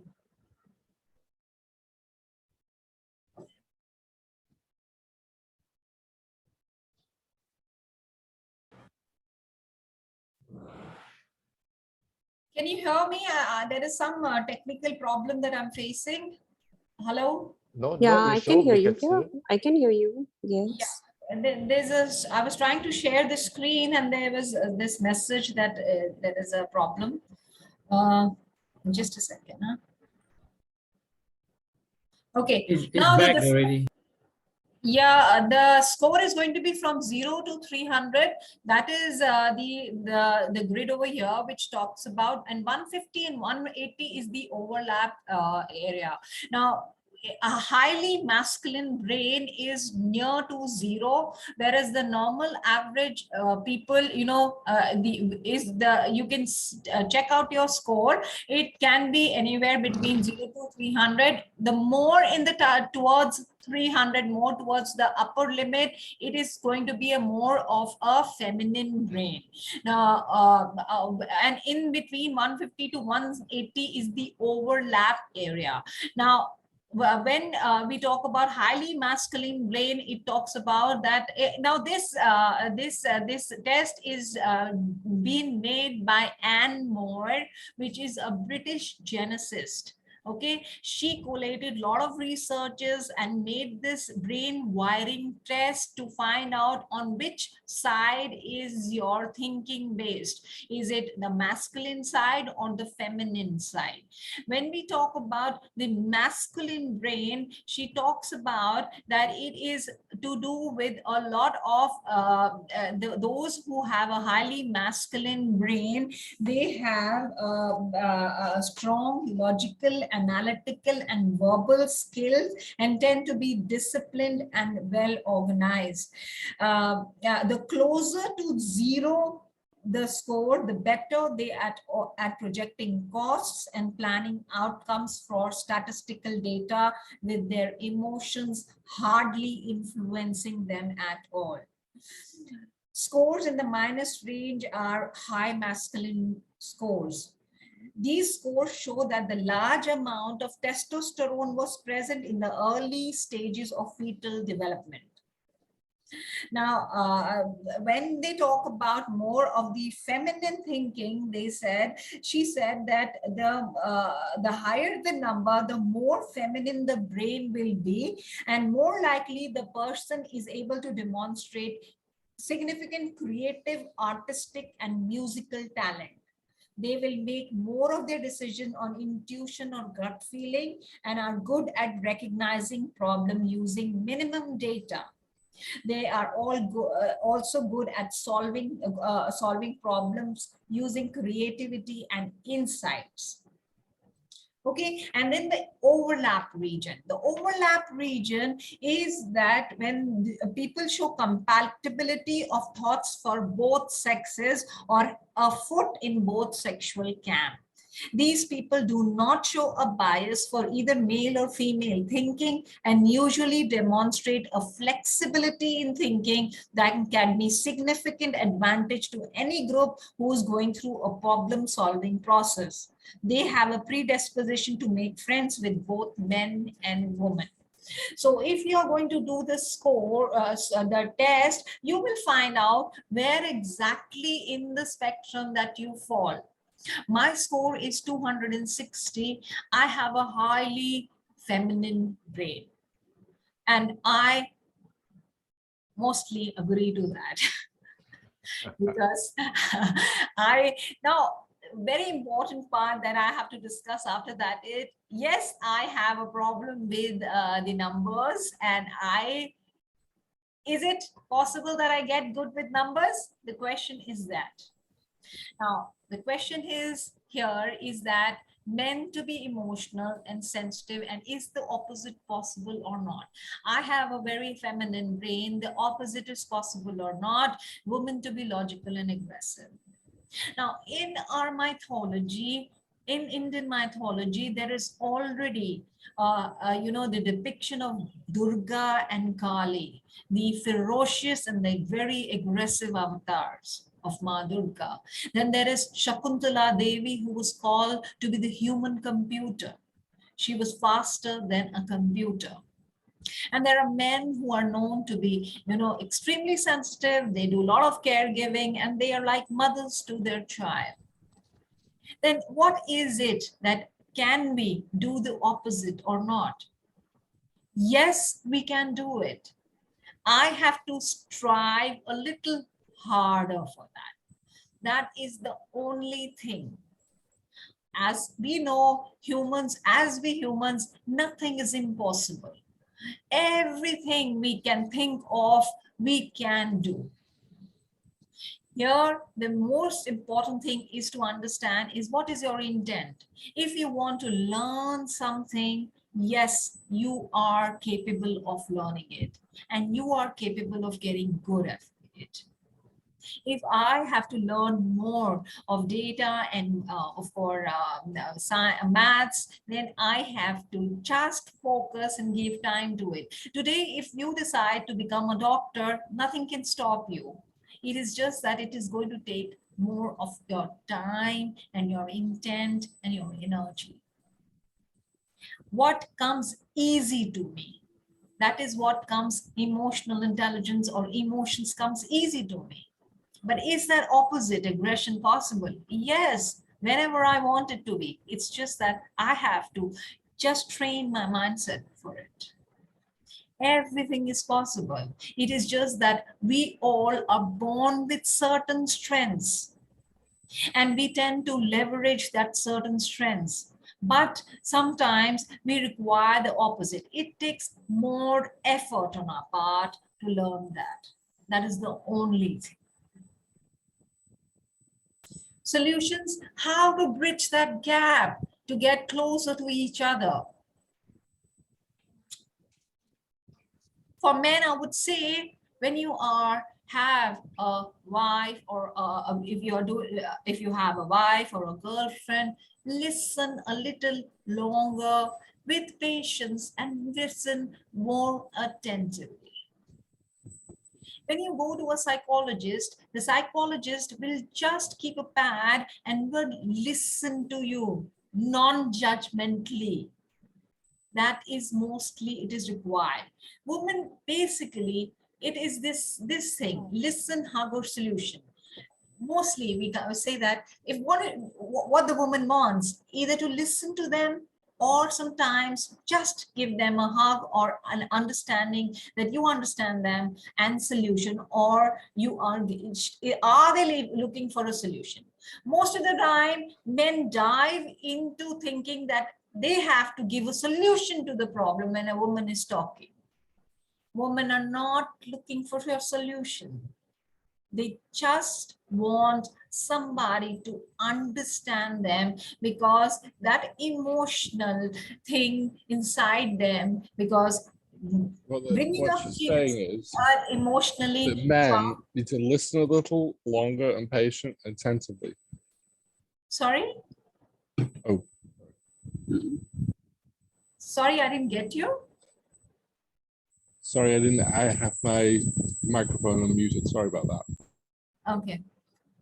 So basically, it was women are women just want somebody to listen to them non-judgmentally, and they want to take that burden of the emotions, because bringing up kids is an emotional journey, and a lot of frustration and a lot of things gets to be, they just want to take that out and just want you to listen to them. If you listen longer, patience and attentively, that really helps. Or sometimes they just want an understanding. One of my friends just said, I start the day with just praising and giving my wife a hug, or we just start with our day like that, keeping the criticism aside, my whole day is much better. Just a small act of listening or of physical intimacy just helps. For a woman, I would say, like men are from Mars, women are from Venus, says that leave them alone. One of my friends, when he comes from office, that's what he's told his wife, just leave me alone for half an hour, myself in the room with the tea. After that, I would do anything you want me to do. Just give me some space. That is what I believe most of it is, that they want some space, and that is what women should just leave them when they come from office and let them be. And after that, sometime they can get to them and talk to them. See how different and opposite we are. Women want more of listening, whereas men want just the opposite. Appreciate. This is the very important part when you understand, especially in a home, because nobody is doing anything for money. It is just that a small bits of appreciation really helps. It's not just the woman, it's the man also who needs appreciation. And small things really help. I know, as a mother and a wife, my husband must have kept kids with him many a times, and I would have come back from office and I would have sometimes seen the mess the house was in, and I would have gone into the criticism of that without realizing that there is a lot to be appreciative, because he has kept the kids for hours, and that takes a lot of time and effort. And sometimes we just see the negative way and just don't see the positive. It is just a little bit of appreciation of what has been done. We just need to see that in the positive light. And we just need to shift our mindset just to see and appreciate the little things that have gone good. And I would say it's just not the men, it is the men, women both need appreciation.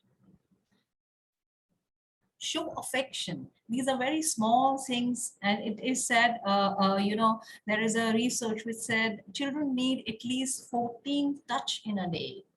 It might be just a pat on the head or a touch on the back or a cheek or anything. It is just that they just feel wanted and loved. And that goes for everybody, I guess. A little bit of appreciation, a little bit of affection, that is what we are all looking for. So actually, living with people, we take so many things for granted that we just forget all these things. And this really can help. We come to love not by finding a perfect person, but by learning to see an imperfect person perfectly. That is, accept imperfect. Nobody is getting to be perfect. Me and my husband, he can tell you all about my shortcomings and I can tell you all about his. It's just that is what makes us human, and there are so many things that are positive about us also. So just accept people as they are. Now, the strength of a nation derives from the integrity of a home, and that is what a famous philosopher Confucius said once, and he couldn't be more right, because we all start from a home, and it is the relationships. It is the, like I said, happiness is very much related to our home. And as being a work home integrator, I would like to say that everything starts from a home, and we tend not to take this seriously because of many reasons that I've come across while researching on a home. But this is what our center of our existence is, and like the gurus in our a lot of Indian mythology says that don't go into the extreme of things, just follow the middle path, and that is what is required, and understand and appreciate each other to have a harmonious life and relationship. That is what a santulan, making gender differences work. This is the part. I would open the house for any questions right now. I would love to take any questions.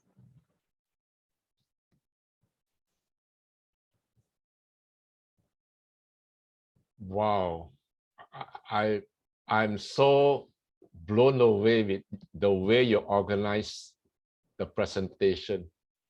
Much of the thing you talk about, Mona, is not that new, but the way you bundle it, the way you package it, the way you structure it, I find it's really very good, very helpful, very easy to flow with it. And you'll be surprised to note that Thomas Tan has a woman's behavior pattern. Okay. He's been a man for 67 years. Now he's suddenly become a woman in his mind. Can you explain that? No, it's influence from my sister. Okay, so I heard that story, the influence of your sister. Okay. It's not the hormonal change thing. No, Ita, we swap place with Ita. Ita and me, we swap place. Ita has got a male emotion and I have a female one. Okay, Ita. Yes, I got 110, so I'm being male now. No, it's not male, it's just thinking pattern, which is a little more logical. It's just that it depends on each one of them. There's nothing right or wrong here. Please don't take it otherwise. Yeah. So Rajendra Singh ji, you wanted to ask something. Yes. Not to ask, but I just went through your presentation. One thing, I appreciate your presentation slides. As I mentioned, your slides are very well made. Not a single slide has more than 10 or 20 words, and more pictures were there. That is what I was suggesting, Eta. So well done. It was an impressive, very impressive presentation. What I feel, what I know, that touchwood, I don't know, but we never had a fight in our family, me and my wife. My wife is from Ethiopia, by the way. We are married we have been married for last 30 years. Okay. And what, yeah, and you know what I feel, that as Ita is feeling bad, but it is not. Every male should be a bit female, and every female should be a bit of male also. Absolutely. It is the key. That is the key That for. is the key. And second thing, I think the best solution for not having any problem is man should have to drop their ego. Yes. And superiority complex. You know that they know everything. There was a question that map, you know, when we are driving, always the man never like to ask the directions. They think they know, and they go wrong directions always, not because they don't like to ask anyone. They in front of, especially in front of their wives, they think it will degrade them and it will make them like inferiority. So I think these 2-3 things, if you don't, and second thing, what I will try to give a speech on that next time, if I have time. If you start, whenever there is a simple argument, you start with "you are right," and then wife will be having nothing to say after that, because This is good. You are right. There's Tell nothing you, to argue about.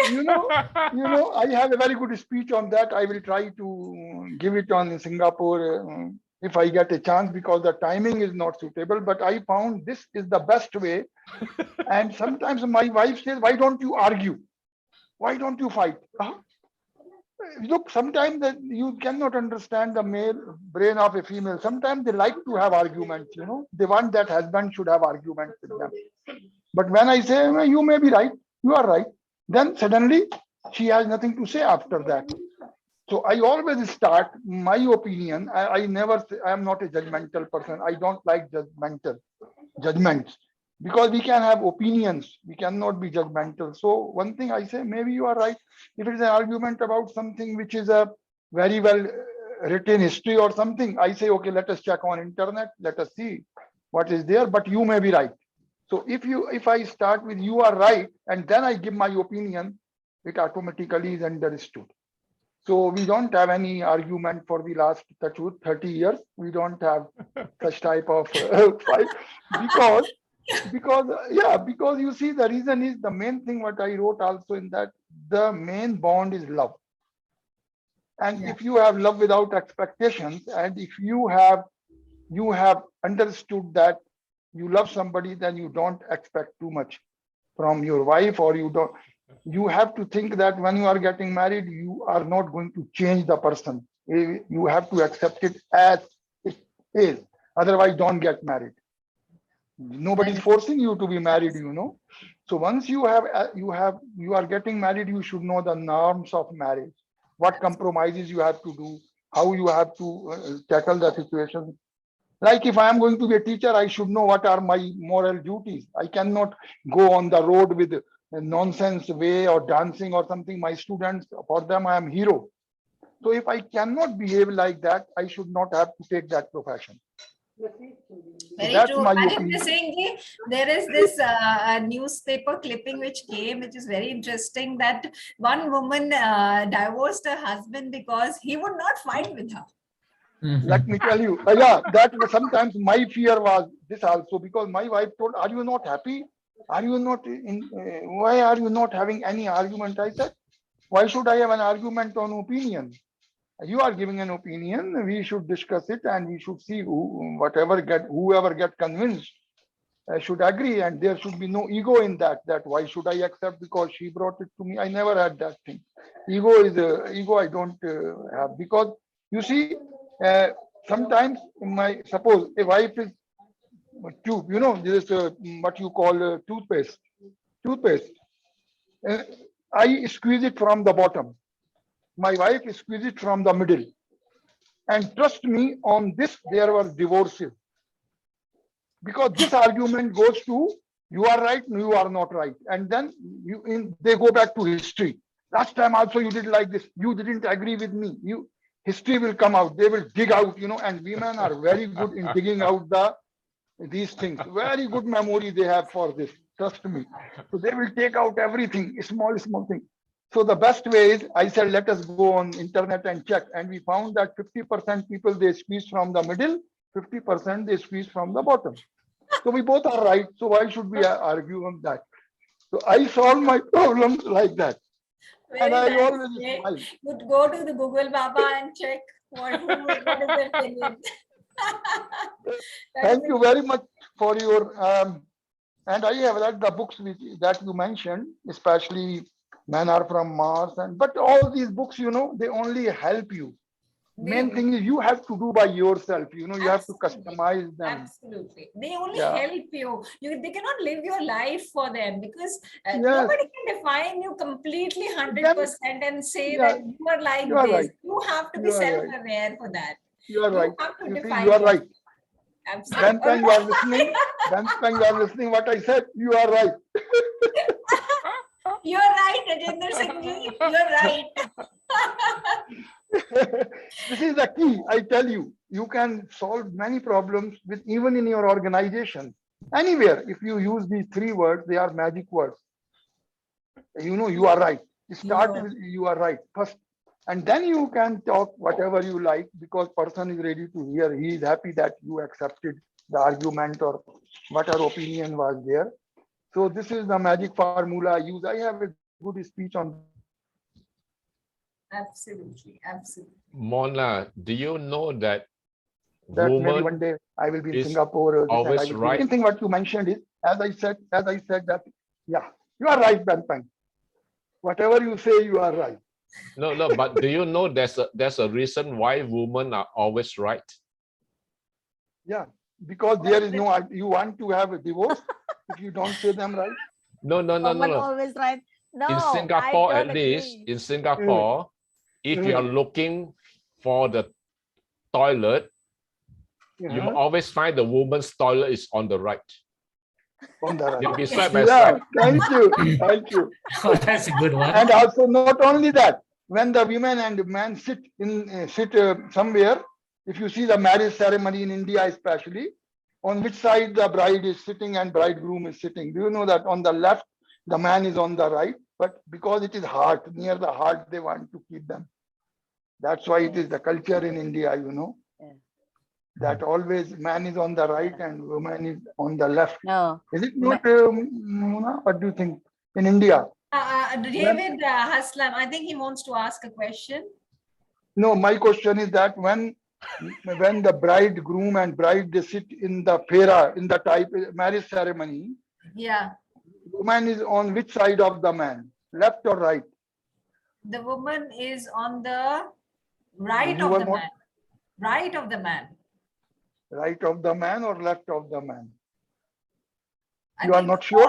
no, You are not married? Left of the No. man. Left of the man. Left to the man. Left to the man. Left, Woman, left. left. Left of the man. Indian women are on the left. Where the heart is. Where the heart is. Yes. Yes, I Indian think, women Just sit on the Mona, left. you got to get married Left of again. the Try man. one more time. You may be right. You may be right, but try. Let us see the opinion. You're very right. Let's take the opinion of Google, Baba. Yes. Yes, David, you wanted to ask a question. Okay, two things men have got to remember. One is back down. Back down. That's all you can really do. When you get into an argument with your wife, just back down. All right. Okay. Second thing is a happy wife means a happy life. Right? Because if you can't keep your wife happy, you'll never be happy yourself. And to reiterate that point about remembering things, I was married, my first marriage lasted 23 years, and I made a big mistake 7 years into my marriage, 7 or 8 years into my marriage. Until the day we divorced, she remembered that mistake. And every time anything went wrong, even a minor thing, like I left the keys on the table and we got locked out, or I let toast burn or something, she remembered every little last thing I did wrong. So don't make any mistakes, men. You'll live to regret it for the rest of your life. Yeah, she Your remembers married life, at everything. least. Trust me, she Yeah, remembers everything. Everything. In Oh fact, my gosh. There Wow. was this research I was talking about, Basel University. That's what they did, after they distracted the person, and then they asked the woman to recall everything, men and women recalled every picture that was shown. And, one of my friends And the men was, couldn't do anything. one of my friends was getting married.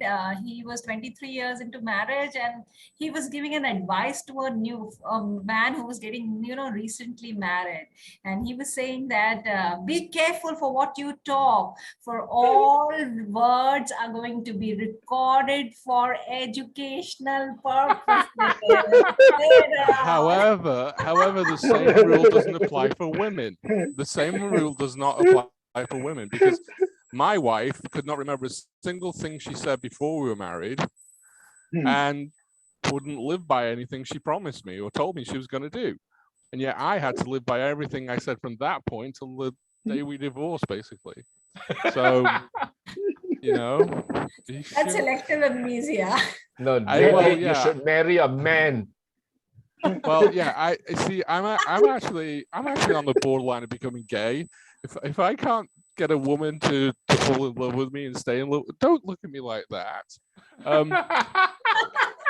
If I can't get a woman to fall in love with me and stay in love with me, I'm going to try men instead. And if that doesn't work, well, I'm close to death anyway. I might as well just let it go. So anyway, So I could tell a nasty joke, but I won't. So anyway, but men, my biggest piece of advice is about marriage: don't do it.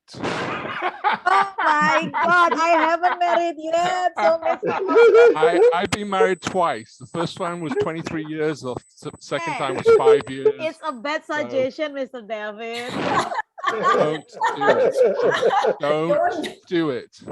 It's like having David, you kids. must attend Mona's workshop another time. You missed Well, the yeah, first part. I missed it. Yeah. Well, did you record it? Because I catch Yes. it on the recording. Yes. Good. I'll will see be- the you will recording. get Got it. And But, now let me talk about, this is not the complete workshop. There's a 2-hour more extension to it, which is a little paid, and I do very nominal paid basis. I'll just share the details online. It's very nominal because it's a community project that I'm working on. So I'll share the details. If you want to attend that complete thing, please come and attend it. We'll have a lot of fun. If you want a total critic and cynic, yeah, I can attend, no problem. But you know what? I do believe in marriage, and I miss being married. I think for him, marriage and marriage and love may be two different things. I must be nuts, but you know, whatever. See, my stepfather and my mother were married for 42 years, and they were in love with each other until they couldn't be anymore. That's another story. But so I saw a very successful marriage and a very happy marriage, and I thought marriage should be like that. But yeah, I should have known different because I lived in America for 30 years, and most marriages, 50% of all marriages, fail in the first 5 years. That's it. And my second marriage failed in the first 5 years. And I did, and I knew the woman for 20 years before I was married, and we still got things wrong. And unless everybody's prepared to work at it, you, your spouse, your kids, your in-laws, your outlaws, everybody else want to support the marriage, it's gonna fail if it doesn't, because that's the failure of my second marriage. Was my outlaws, I mean my in-laws. They were dead set against it, and they made everything not good, so that my wife felt guilty about everything, and it was me against the world basically in that marriage, and so it failed after 5 years. So you've got to make sure that everybody's on side, because if they're not, it can go badly wrong. But I'm an old softy romantic, so I believe in love, I believe in marriage. Maybe I'll get married again. Who knows? There might be another speech coming up about that one. But yeah, I'd like to know about your workshop. Sure. And nice to hear your thoughts. And yes, after 22 years of marriage, my marriage, I would say it takes a lot of working to make a marriage work. It's not easy because adjusting to different person takes time, effort, and everybody has their own thought process, their own mannerism, and we need a lot of adjusting and understanding to make this work. And a lot of people here have said and said the similar things about that. So I would say that yes, knowing everybody has different opinions, and it's good to know because there are people who would like to have different opinions, and good to hear. I'll share the details of my next workshop, and I would have very love to have people attend it. That would be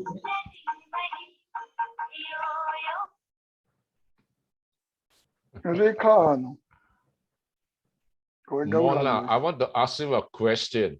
Yes. Is it true that when a man marry a girl, he doesn't want the girl to change? But when the girl marries the man, he has a lot of plans how to make him a better man. He wants to change him. She wants to change him. Is that true? I think everybody gets in a marriage with the love thing. It's just that two people come together and start a marriage with the love thing, and that love is what sustains in the beginning. But slowly with time, people actually, it's not that women come in with the thought process that they will change a man. I don't think so, because this thought process that I will change him into something, I don't know if that happens for the better or for worse. You can't change somebody, the person has to change himself. It just doesn't happen that way, that you will force the change on somebody. It hardly happens. And if somebody goes into the thought, into a marriage with the thought process, I think it is not going to work out. Only thing is, with time, you learn to become a better version of yourself. And when you live with the other person and a family, you see there are so many people with different thought process, that your own thought process completely has to open up to adjust them in that. I had a completely different thought process of a family, because I come from a broken family, and my husband family was a very conservative and a close-knit one. And I come from an army background. I had a completely different outlook to life, absolutely. And whereas my husband family was very conservative, and I had to change my thought process to understand what was going on in their thought thinking, and to accommodate them in my heart. So it goes, if the thought process, it is the adjustment which is required. Somebody thinking that they will change the other person with rock and hammer with their hands, or something like that, I don't think so that is possible.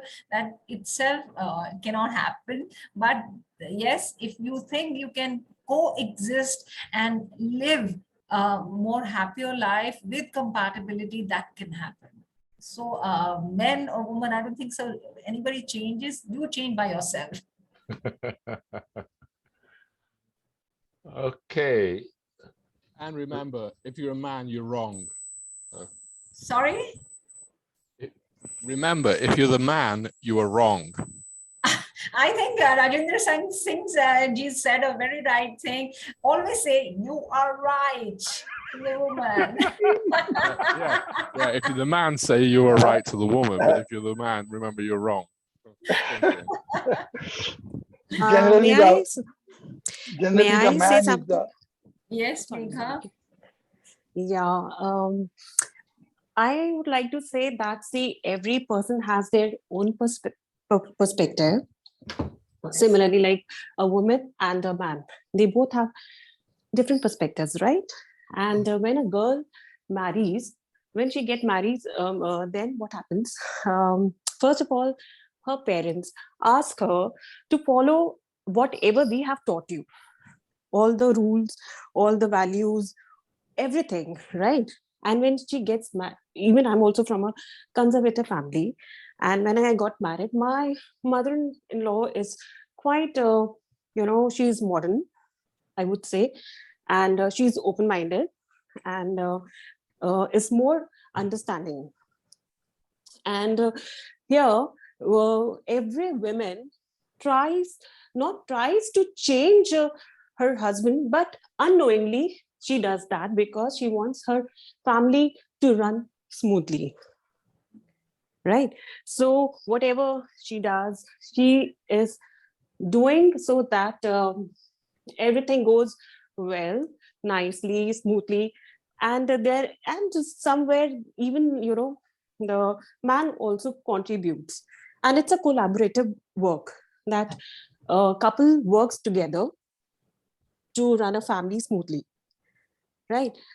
So I would not say that a girl is purposely trying to change the man, or but somewhere she wants, but somewhere she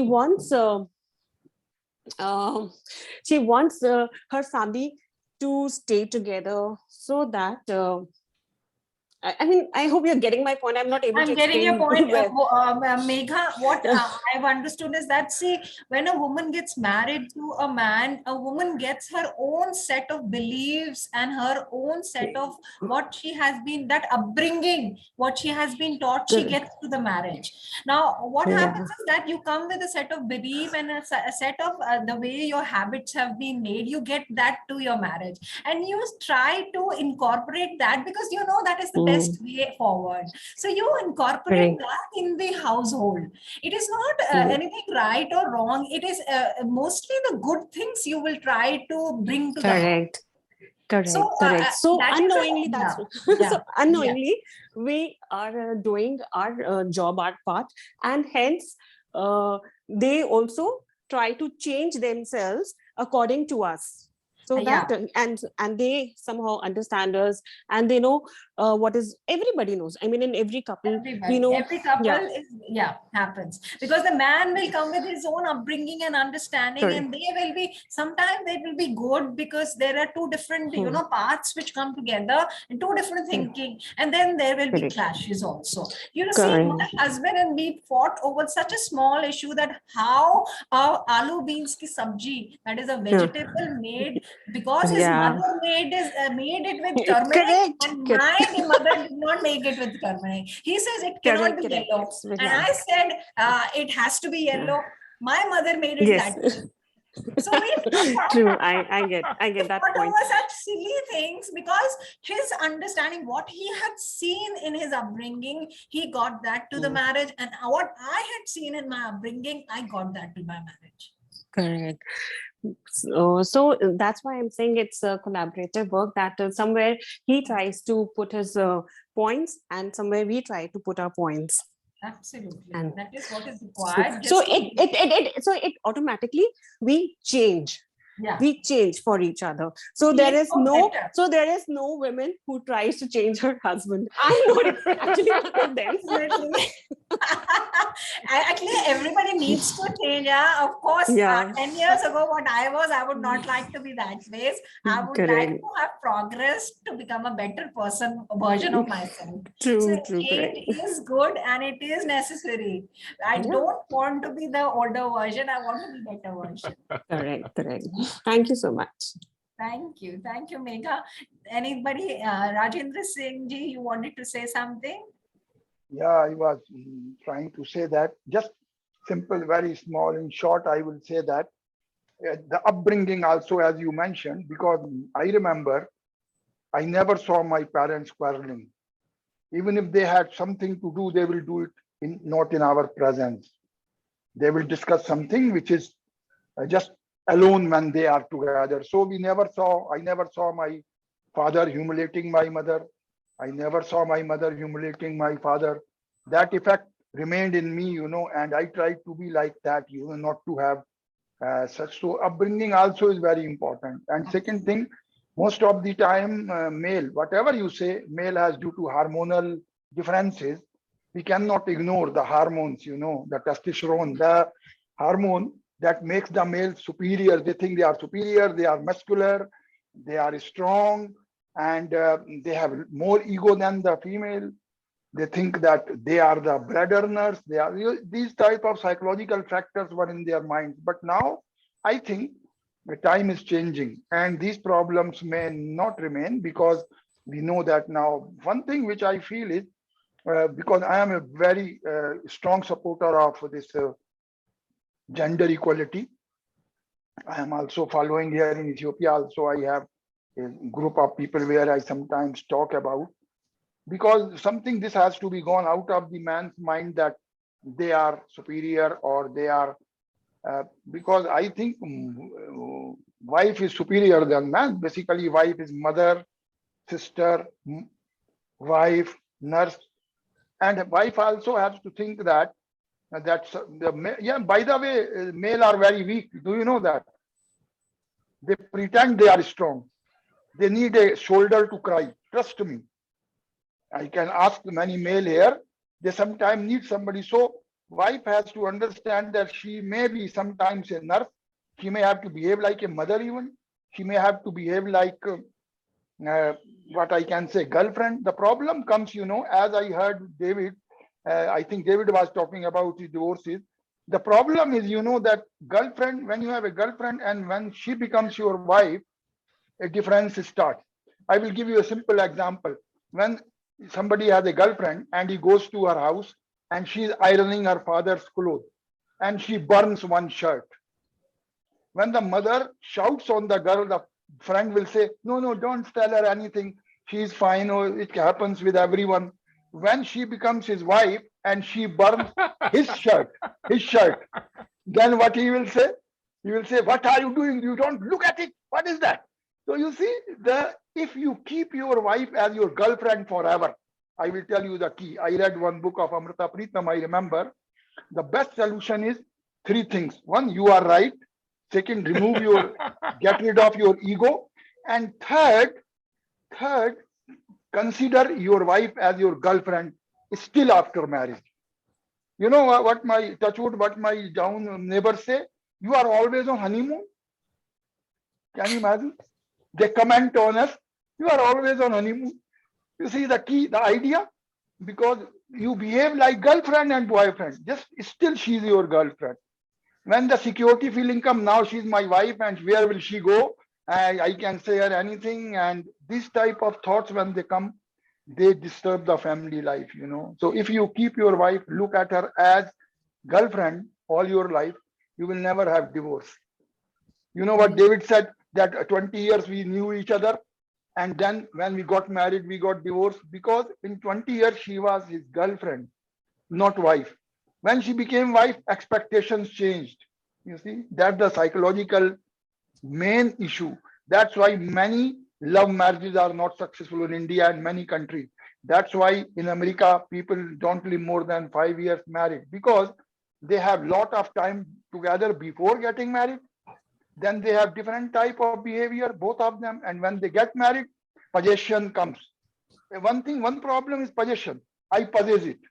It's my property. What do you mean by the property? It's only love that is keeping you. And one thing I read a long time before, you cannot force love, but you can be forced by love. So first have love, then you can force. So you see, you can force your wife even to do what you want to her do by love, not by force, So you cannot force love. You can be forced by love. That's my theory. And I think that I'm very successful in using that.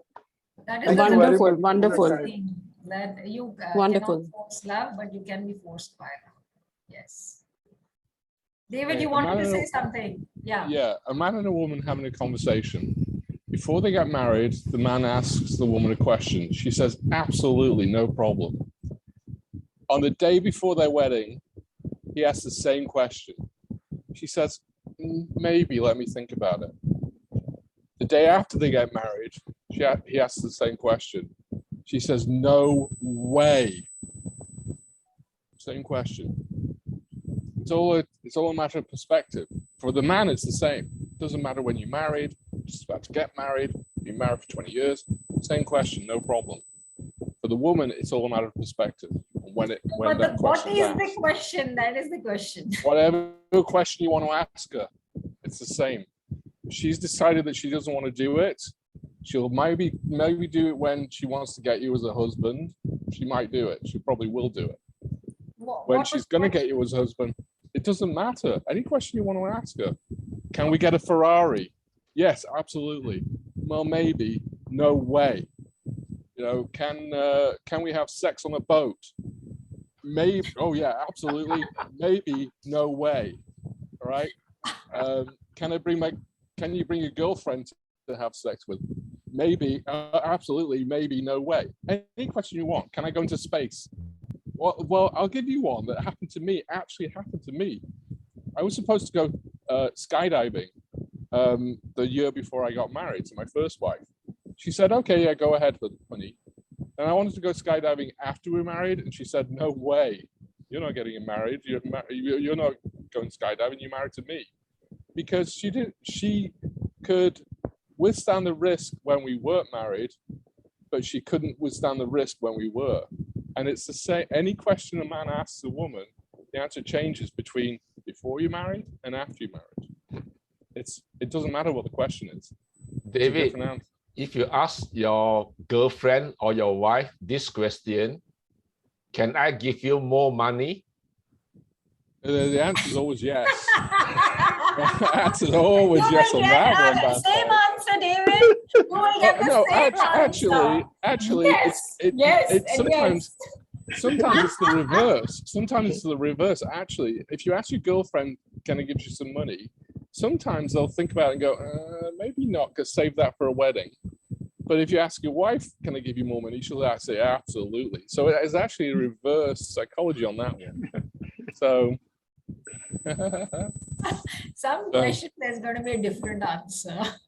Yes, and there's very few that aren't a different answer, you know. So, yeah, yep.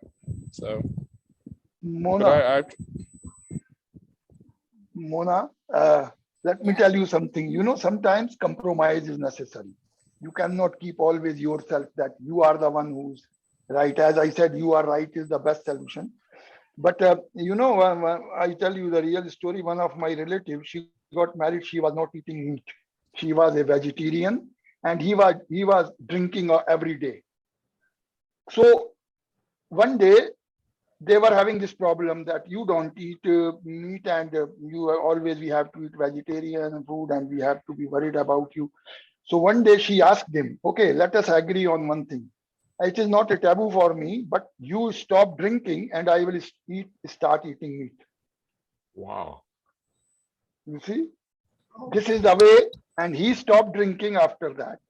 And she started eating chicken and everything. So you see, this is a way. Sometimes it depends what is your priority. Would you like to live together?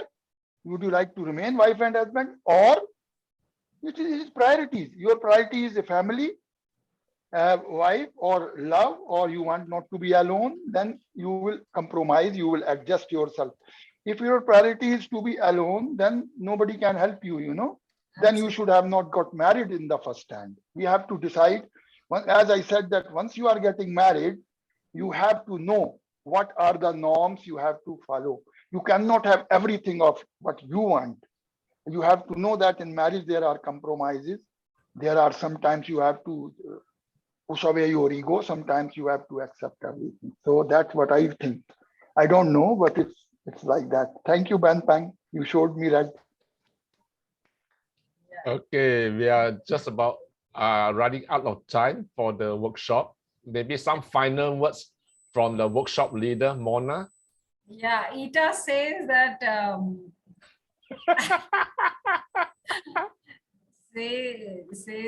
sorry.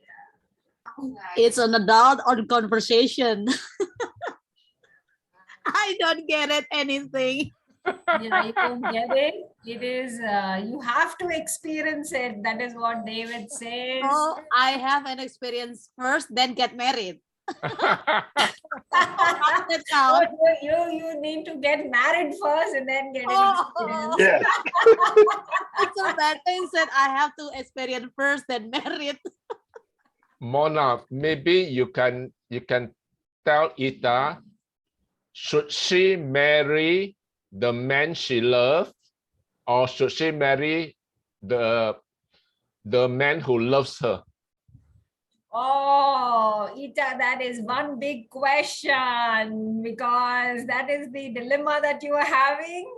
Should you marry the man you love or the man who loves you? Should you marry? What is the way about?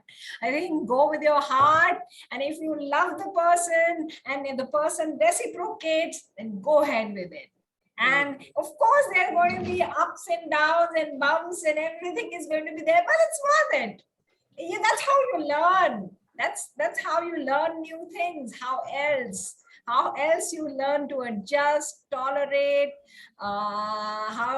different opinion. And then there is so much positive. Of course, there's companionship, there is love, there is a lot of good things. Of course, there are things that you need to try hard. That is the weaknesses, understanding the person. If they snore, how to deal with that, or if they come with a different perspective, they don't like you wearing this or that, how to deal with that, or they don't like this person, that person. You will see there are a lot of your negotiation skills or making the other person understand goes here, because if you can make somebody who's your life partner understand and get across your point of view, I think you've done it. You've done the sales bit. because it takes your emotions, your mental strength, your everything to run a family, actually make a happy family. So what I'm saying is that it takes a lot, and yes, go ahead with it. Are you sure? It helps. Thank you, Mona. We have three more speakers. Three more speakers this evening. The next speaker, I think Aska Hayat asked to be the next speaker. Are you ready, Hayat? Yes, sir. Okay. What is her topic now? I cannot remember. Okay, I got it here. I got it here. Child labor. Child labor. Ladies and gentlemen, we're twins. The next speaker is Aska Hayat, all the way from India. And the topic is child labor. Let us welcome Aska Hayat to speak on child labor. Yeah, everybody. Good evening, everyone present here. I'm Vanya Hayat. I'm Aska Hayat. We are from India, New Delhi. I study in class 8. We are here in front of you all for saying a speech about child labor. As nowadays it's on the peak. I love to say these speeches, and I'm very happy to be on Agora platform. Thank you all for giving us a chance to express myself. So here we start our speech. Once we were on our way to our aunt's house, I saw a little kid was picking a trash from road. I asked him, "Why are you picking all this stuff?" So he replied, "I'll collect it and put it to recycling, and they will give me money from which I'll buy food for my family." It wrenched my heart. In our places, there are many kids doing work at very small age to meet the needs. Child labor is a violation. You should concentrate on education. According to me, education should be free of cost, so that everyone should be educated and they can do something for themselves. Then the children should be given best opportunities to show their talents, to be educated properly, as they are future of our country and will be ones who will help in developing the country. But in today's, children are forced to work at dangerous sites at very young age, instead to happily enjoying and developing themselves. They are forced to work and thrown into adulthood. According to International Labour Organization, children are working below the age of 15 are not allowed. Millions of children around the world are forced to work, which robs them of having a happy childhood, education, and a good future. The age at which children should attend school are forced to work at dangerous construction sites. They work at least 16 hours per day to help their families make ends meet. I want to conclude all this by saying that the government and the citizens play an important role in ending child labor. Laws against this should be strict. Free education should be provided, and food should be provided. And as a rightful citizen, it's important to report the child abuse to the nearest police station. It's our duty to save the bright future and beautiful lives of children in our countries and world. Children should be kept happy and not in a forcefully working atmosphere. It could be increased by the government as it says about the future, hunger, etc., but never talks about those little stars which are dying to just fulfill needs. I read a story about children who are rag pickers, but they love to study and don't have a choice. But what? If a child is grown up in a fully mannered, healthy atmosphere, they can change many things. Just take one step ahead. I mean, Rome wasn't built in a day, right? So let's try to stop child labor. Thank you and have a marvelous day. Wow! Woo! Great message, great delivery, amazing. My goodness, it's so wonderful. Wow. Who would like to volunteer to share some feedback? Okay, David, please. Hi, girls. How twins? My favorites. How are you doing tonight? Hi, sir. I'm so glad that you got good. I'm so glad that you got to share it with everybody else from Agora Singapore. Let me introduce these two ladies. They're part of a class that I've been involved with for over a year now in India that's been run by Dr. Lima. And at one point, the two ladies did a speech. They were both doing the same speech on the same night, but one of them did the speech first, and in the background, the other one was mouthing along with her sister. And then the other one did the speech, and the other sister mouthed along in the background with the sister. So I asked Dr. Lima on that particular evening if the two girls could try and do the speech together at the same time. And they did, and they were fantastic. So this is about the third or fourth speech that I think you've done together, and this is just superb. I mean, the hand actions, let the child be happy, and even that stumble, there was a stumble about 2/3 of the way through where you both stumbled over the speech at the same time, in the same way, and you picked up again at the same point and carried on. You guys are brilliant, absolutely brilliant. And anybody who's ever spoken before, this group included, Toastmasters, Agorians, people who've done it for Dale Carnegie, whatever, try speaking with somebody else at the same time, doing the same speech for 7 or 8 minutes like this was. It's almost impossible. And they make it look easy. They make it look so easy. They're fantastic. You two ladies are incredible. Thank you so much for sharing. I'm so looking forward to seeing you again in class. And hopefully you can come back again and impress everybody here once again. Brilliant job, ladies. I'm so proud of you. Thank you. Congratulations. Thank you, everyone. Wait. Tell me who is who? Who is Hayat?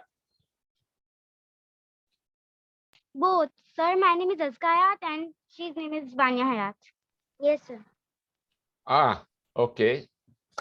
Thank you. Thank you for speaking here. You have a wonderful message, and I agree with you absolutely. Children should be spending their time enjoying life and enjoying their education. They should not be working 16 hours a day to feed the family. I think anyone under the age of 15 working is a tremendous tragedy for the whole world, not just for the girls. I think we need people to be educated to be able to be contribute more effectively to society. Thank you very much for bringing this message to us. Thank you, sir. Thank you, everyone. You must come again, yeah? Sure. Sure. Thank Okay. you. Thank you. Okay, we have 2 more speakers. Fina, are you ready to deliver your speech, Fina?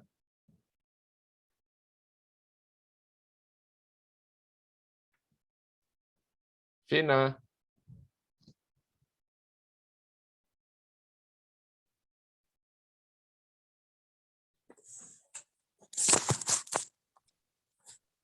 Are you ready?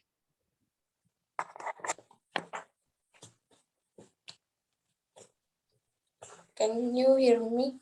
I can hear you. Do you want to switch on your video or you want to speak without the video more stable? Wait.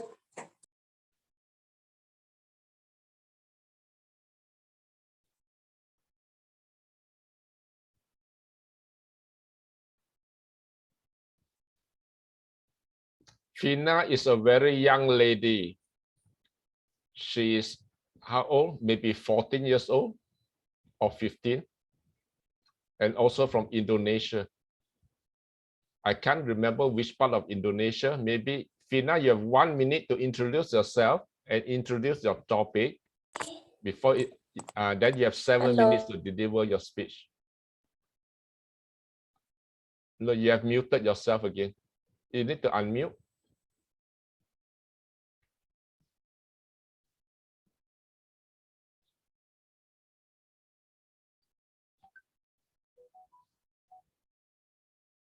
Fina, you need to unmute.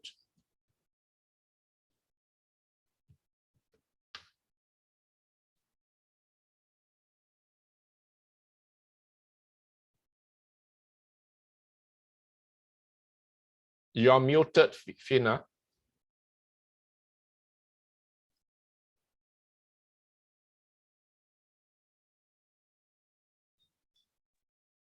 Is she there, Ben? I don't think the connection may be problem.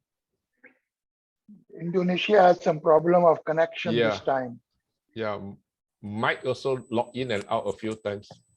Okay, Fina, you ready? Here you are. Here you are. Okay.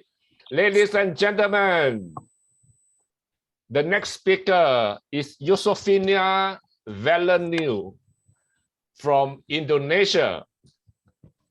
Fina, you have 1 minute to introduce yourself, tell people a little bit about you, and then you have 7 minutes to present your speech.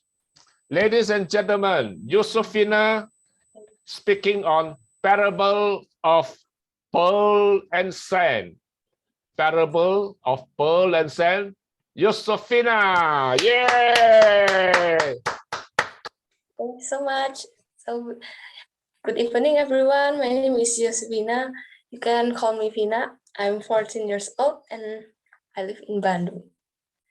So, I will talk about parable of pearl and sand. The story is a young lady who had just graduated from college feels very depressed and hopeless because it's difficult to find a job and she doesn't know how to be an entrepreneur. All the effort she had put in, everything did not go well, and she lost. Everything has been tried without a bright spot, so she decided to end her life by drowning herself in the middle of the sea. When she arrived at the beach, she saw a friendly and wise old man who then invited her to speak in a friendly and open manner. The conversation reached the young lady stating her intention and to commit suicide and why. Then the old man asked the young lady to pay attention to what he was doing.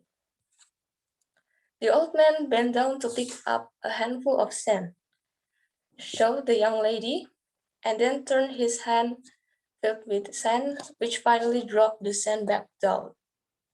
Instantly, the sand mingled, mixed, and became one with the other sand below. Then the old man said to the young lady, "Try to take the sand that was in my hand, and specifically the one I dropped down just now."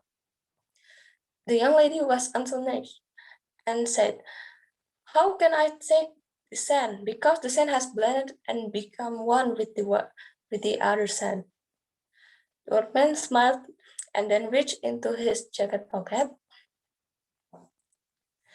After showing, and he take a pearl from his jacket pocket. After showing the pearl to the young lady, the old man dropped the pearl down to the sand and said to the young lady, "Try to take the pearl." And the young lady easily took from the sand. The old man then said to the young lady that to become or achieve what you want, you must be different from the other people. If you are the same as the average person, you will not be seen, like the sand. So also when you are looking for work and becoming an entrepreneur, to take the road to success.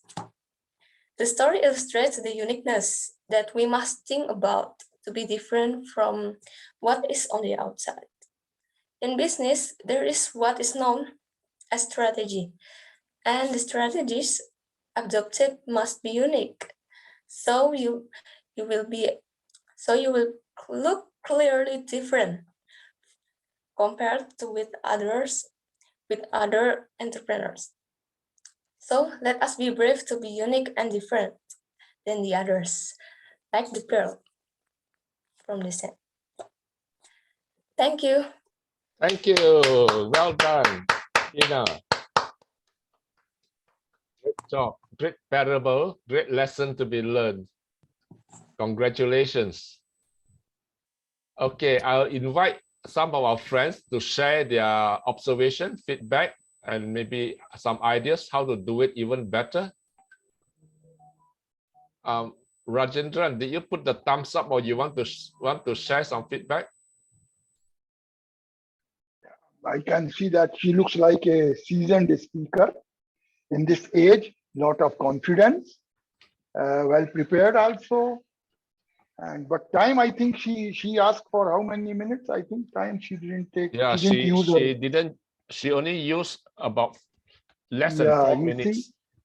Yes, she didn't use her time. She could have done better with time. Also, she could have given more ideas that if she uses more time, she will be able to express herself in more easy way and more clear way.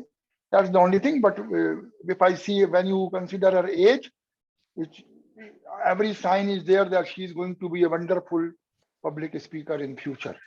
Definitely. That's for sure. Yeah, thank you, Rajendra. Thank you, sir. Okay, Fina, I want to give you one feedback. Do you have a script written and somewhere on your right hand side? Yeah. Were you reading from something? I noticed your eyes were looking towards your right every now and then. Is it because you got some notes written there?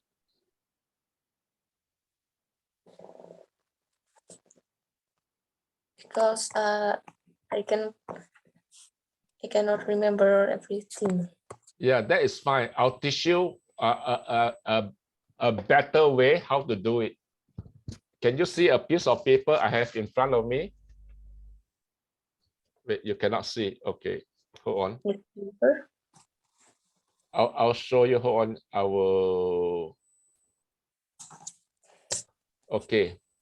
Now, can you see a piece of paper I have? Can you see my screen? Right. So if I want to speak, I need to refer to my notes. This is what I'll do. Can you see there's a hole in the middle where I put my, okay. What I do is I have the notes written and then I'll put this to the camera. Can you see it moving to the camera?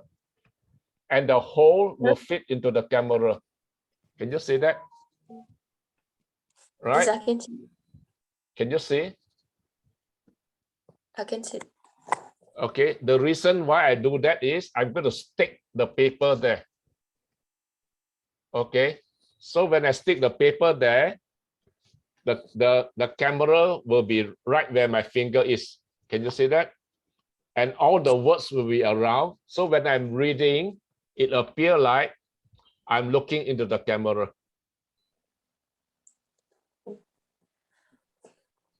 Okay, thank you for the So next time you try that, you just write your notes and put a piece of paper, then you stick it right where the camera hole is.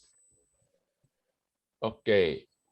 Well, great job. I feel you always have very good ideas and you have very good courage to speak up and your voice is loud and clear. So this is the very basic and very important skill to have. And I encourage you keep on speaking. I'm sure now you're at 14 years old. When you reach Rajendran's age, you'll be superstar. In fact, half his age, you'll be superstar already. Right now, you are a small star, but you'll be the super one very soon. Thank you very much for speaking to us. Thank you. Thank you. Okay, the final speaker for tonight. Mr. Ban Peng, may I give some support for Josefina? Oh, yeah. Sorry, please. Yeah, actually, Josefina is the one of my participants in mathematics club and English club, and she is Patrick's sibling. So I very appreciate for her speech tonight, and I would like to support her. Thank you, Josefina. Please encourage and keep trying.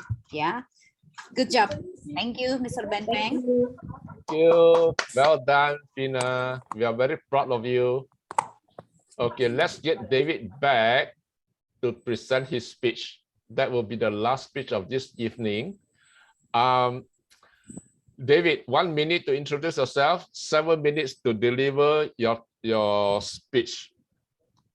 Okay, and the lighting sequence, I think you can remember, green, green, yellow, red. Yeah. Okay, ladies and gentlemen, put your hands together to welcome all the way from, is that Norway? I'm actually in Denmark. Singapore again. You're back in Singapore. Right Okay, all the way back in Singapore, Mr. David Haslam, speaking on the topic, how's that? How's that? Is it? Okay. Yep. David Haslam, take it away. Thank you, Bang Peng. Thank you, ladies and gentlemen. Thank you, everybody in attendance, including the twins. My name is David Richard Haslam. I'm an author, a public speaker, a father, ex-husband or two, a grandfather. I've got 6 grandkids. I've lived in 4 different countries on 3 different continents, and I'm still traveling the world. So there we go. My speech tonight is one of a 3-part speech, which I planned to start in Agora, South Africa last night, but unfortunately there was only one of the member in attendance because they have power outages. So we had a nice chat for 45 minutes and then called it a day. So you get to hear it first instead. So here we go. My speech title is How's That? How's That? And as I said, it's a 3-part speech, and this is the first part. Ladies and gentlemen, boys and girls, and sports fans everywhere, I love cricket. So I'm going to talk about the passion of cricket and the greatness of cricket tonight. Next time, I will talk about the sorrow of cricket and the disappointment of cricket. And the third one is I will talk more about the culture of cricket and how it affects all of us, whether we love cricket or not. Behind me, you can see a game called How's That? This is a remarkable game. As you can see, I think behind my fat head, there are 2 hexagonal bars, one with numbers on it and one without numbers on it, okay? And you can just about read on this one. One of the faces of the bar has the word, how's that? And that's what you shout when you think you've got somebody out in the game of cricket. So the way this game works is you roll a bar with numbers on it and you score 1, 2, 3, 4, or 6 points, which is the most likely outcomes of hitting a ball in cricket, or how's that comes out, and then you've got to roll the other one to see whether you're out or you're in or what goes on. Okay, so this is the pocket game of cricket. Now, I'm going to talk about 2 cricket games that happened in history in brief. One in real brief, which involves South Africa and Australia, and the other one, which is the only game of test match cricket that I watched from the first ball to the last ball. It's the only test match that I've ever watched all the way through on TV. And that happened way back in 1981, believe it or not.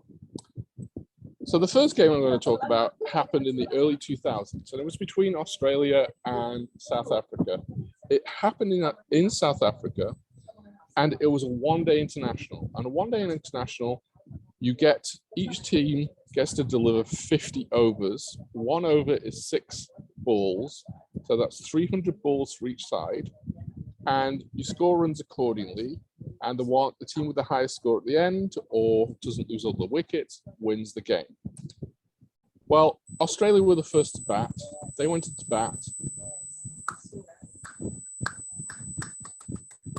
knocking balls all over the park. They ended up scoring the highest score in a one-day international ever. Then South Africa went into bat, started knocking the ball around. They lost some wickets, things looked desperate, and then a great batsman stepped in. I can't remember his name because it's years since I saw the game, but took hold of the game, grabbed the Australians by the throat, knocked heck out of the ball, and with an over or 2 left, it looked like the game could swing either way. But with 2 balls left, South Africa scored the winning run.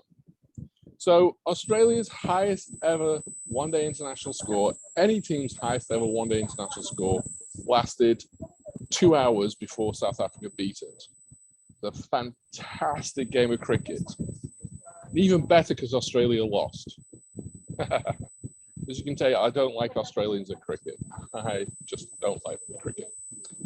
But my delight in that game was surpassed immeasurably by what happened in Headingley, Yorkshire in July 1981. Ian Botham was the England captain in the game before, 11 days earlier at Lord's Cricket Ground in England. Well, Lord's is the spiritual home of cricket. It's the ultimate cricket ground.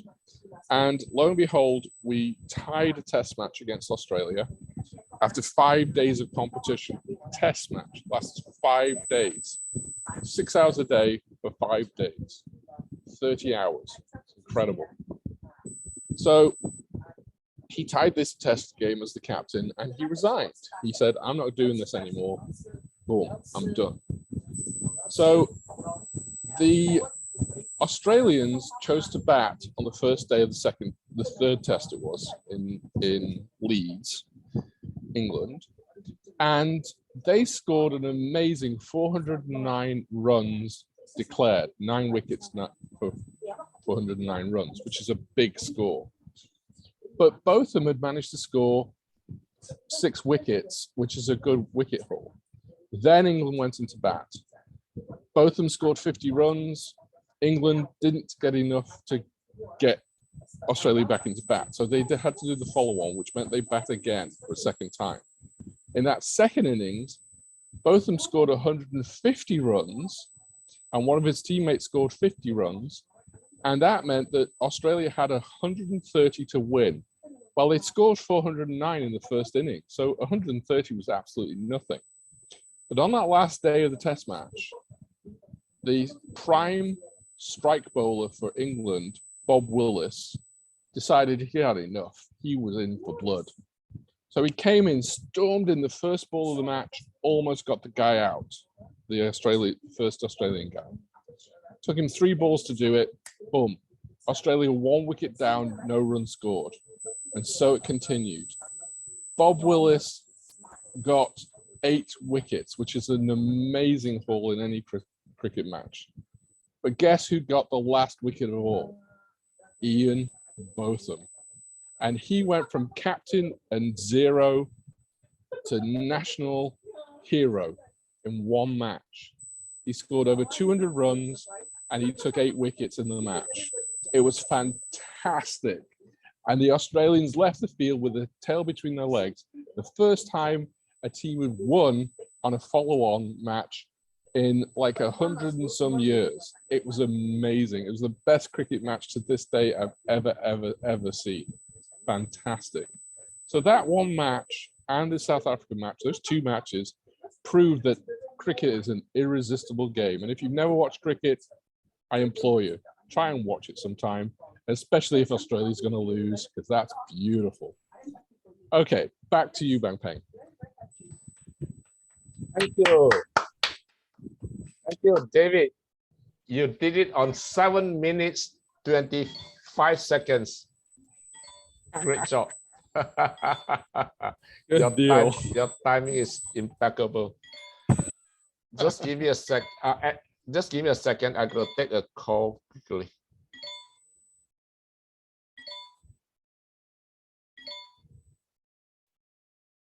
Hello, Bobby. So, who would like to evaluate me or give me any advice? Bang Peng's busy right now, so who would like to give me an evaluation or any words of advice? Oh, I'm perfect. Fantastic. I like it. So anybody want to give me any advice? No? Nobody? Well, nobody? Rajendra? The twins? Miss Ita? Josefina? Lawrence? Waikeng? Nobody? Nobody? Okay. Lawrence is here. Ah, all right. Lawrence, go ahead. If you want to give me any words of advice, go ahead, young man. No, cricket is interesting, but in this area, I'm not too sure whether the audience understand the game. Okay, in India, they are known for it, India, Pakistan, New Zealand, Australia, and England. Generally, in Singapore, not much people understand this game. And of course, the house that is a jargon for cricket. When they hit the wicket, wow, how's that? So you might need to kind of explain the game and why is it so interesting? Because this, of course, is very challenging. And until you are into the game, sometimes it's hard to understand. So that's a bit of a challenge for this speech here. I'm not too sure whether the other like Mona or Rita or Fina understand this game. That's my feedback anyway. Lawrence, yeah. I'm in exactly your same position. I've got no idea how cricket is played, how the scoring is done. same with the game outside, is it? Outside. So when you explain it, it's like listening to him for the first time. I've got no idea how it works. So I really cannot feel how this captain from zero to hero in one game. I got no idea how it's done. How is that? Because it's such a good ball and the scoring. That's why they say, how is that? You see, so it's related to the ball. Well, they shout how's that to make the umpire look at whether there's a wicket or not. So, but remember, Lawrence and Bang Peng, as I said, I was supposed to do the speech last night in South Africa where they play cricket and most of the people would understand it there. And then when the opportunity to speak here instead came up, I was like, oh, teach some Singaporeans how great cricket is. Maybe they'll watch it sometime, or maybe not. Like I'd be like talking to a bunch of Americans about it. It's a waste of time because they don't get it. A baseball match lasting 30 hours? You're kidding me. Anything lasting 30 hours other than your work week? That's ridiculous. So, but Bang Peng and Lawrence, to answer your question, I'm going to dig it up, and for the next Agora, I'll give a little speech on how to explain cricket to an American, because that is funny as heck. If I can find the description, it's like one team goes in and the other team stays out, but the team that's in is out in the outfield, and the team that's out is actually in bat. So, and it goes through this whole thing, mixing words up and everything like. And you're totally bamboozled by the end of it. So, and just to answer a quick question, my own question about that, I've loved the game of cricket since I can remember, but I'm the only member of my direct family that likes cricket at all in any way, shape, or form. And in my entire family, my extended family, I had a cousin that tried out for a cricket team in England, a big cricket team, and his brother liked cricket as well. And we were the only 3 out of our entire family of 20 people that liked cricket. But after that match, the match from 0 to hero, everybody in my family wanted to watch cricket. And I was the only member of the family who watched the whole game.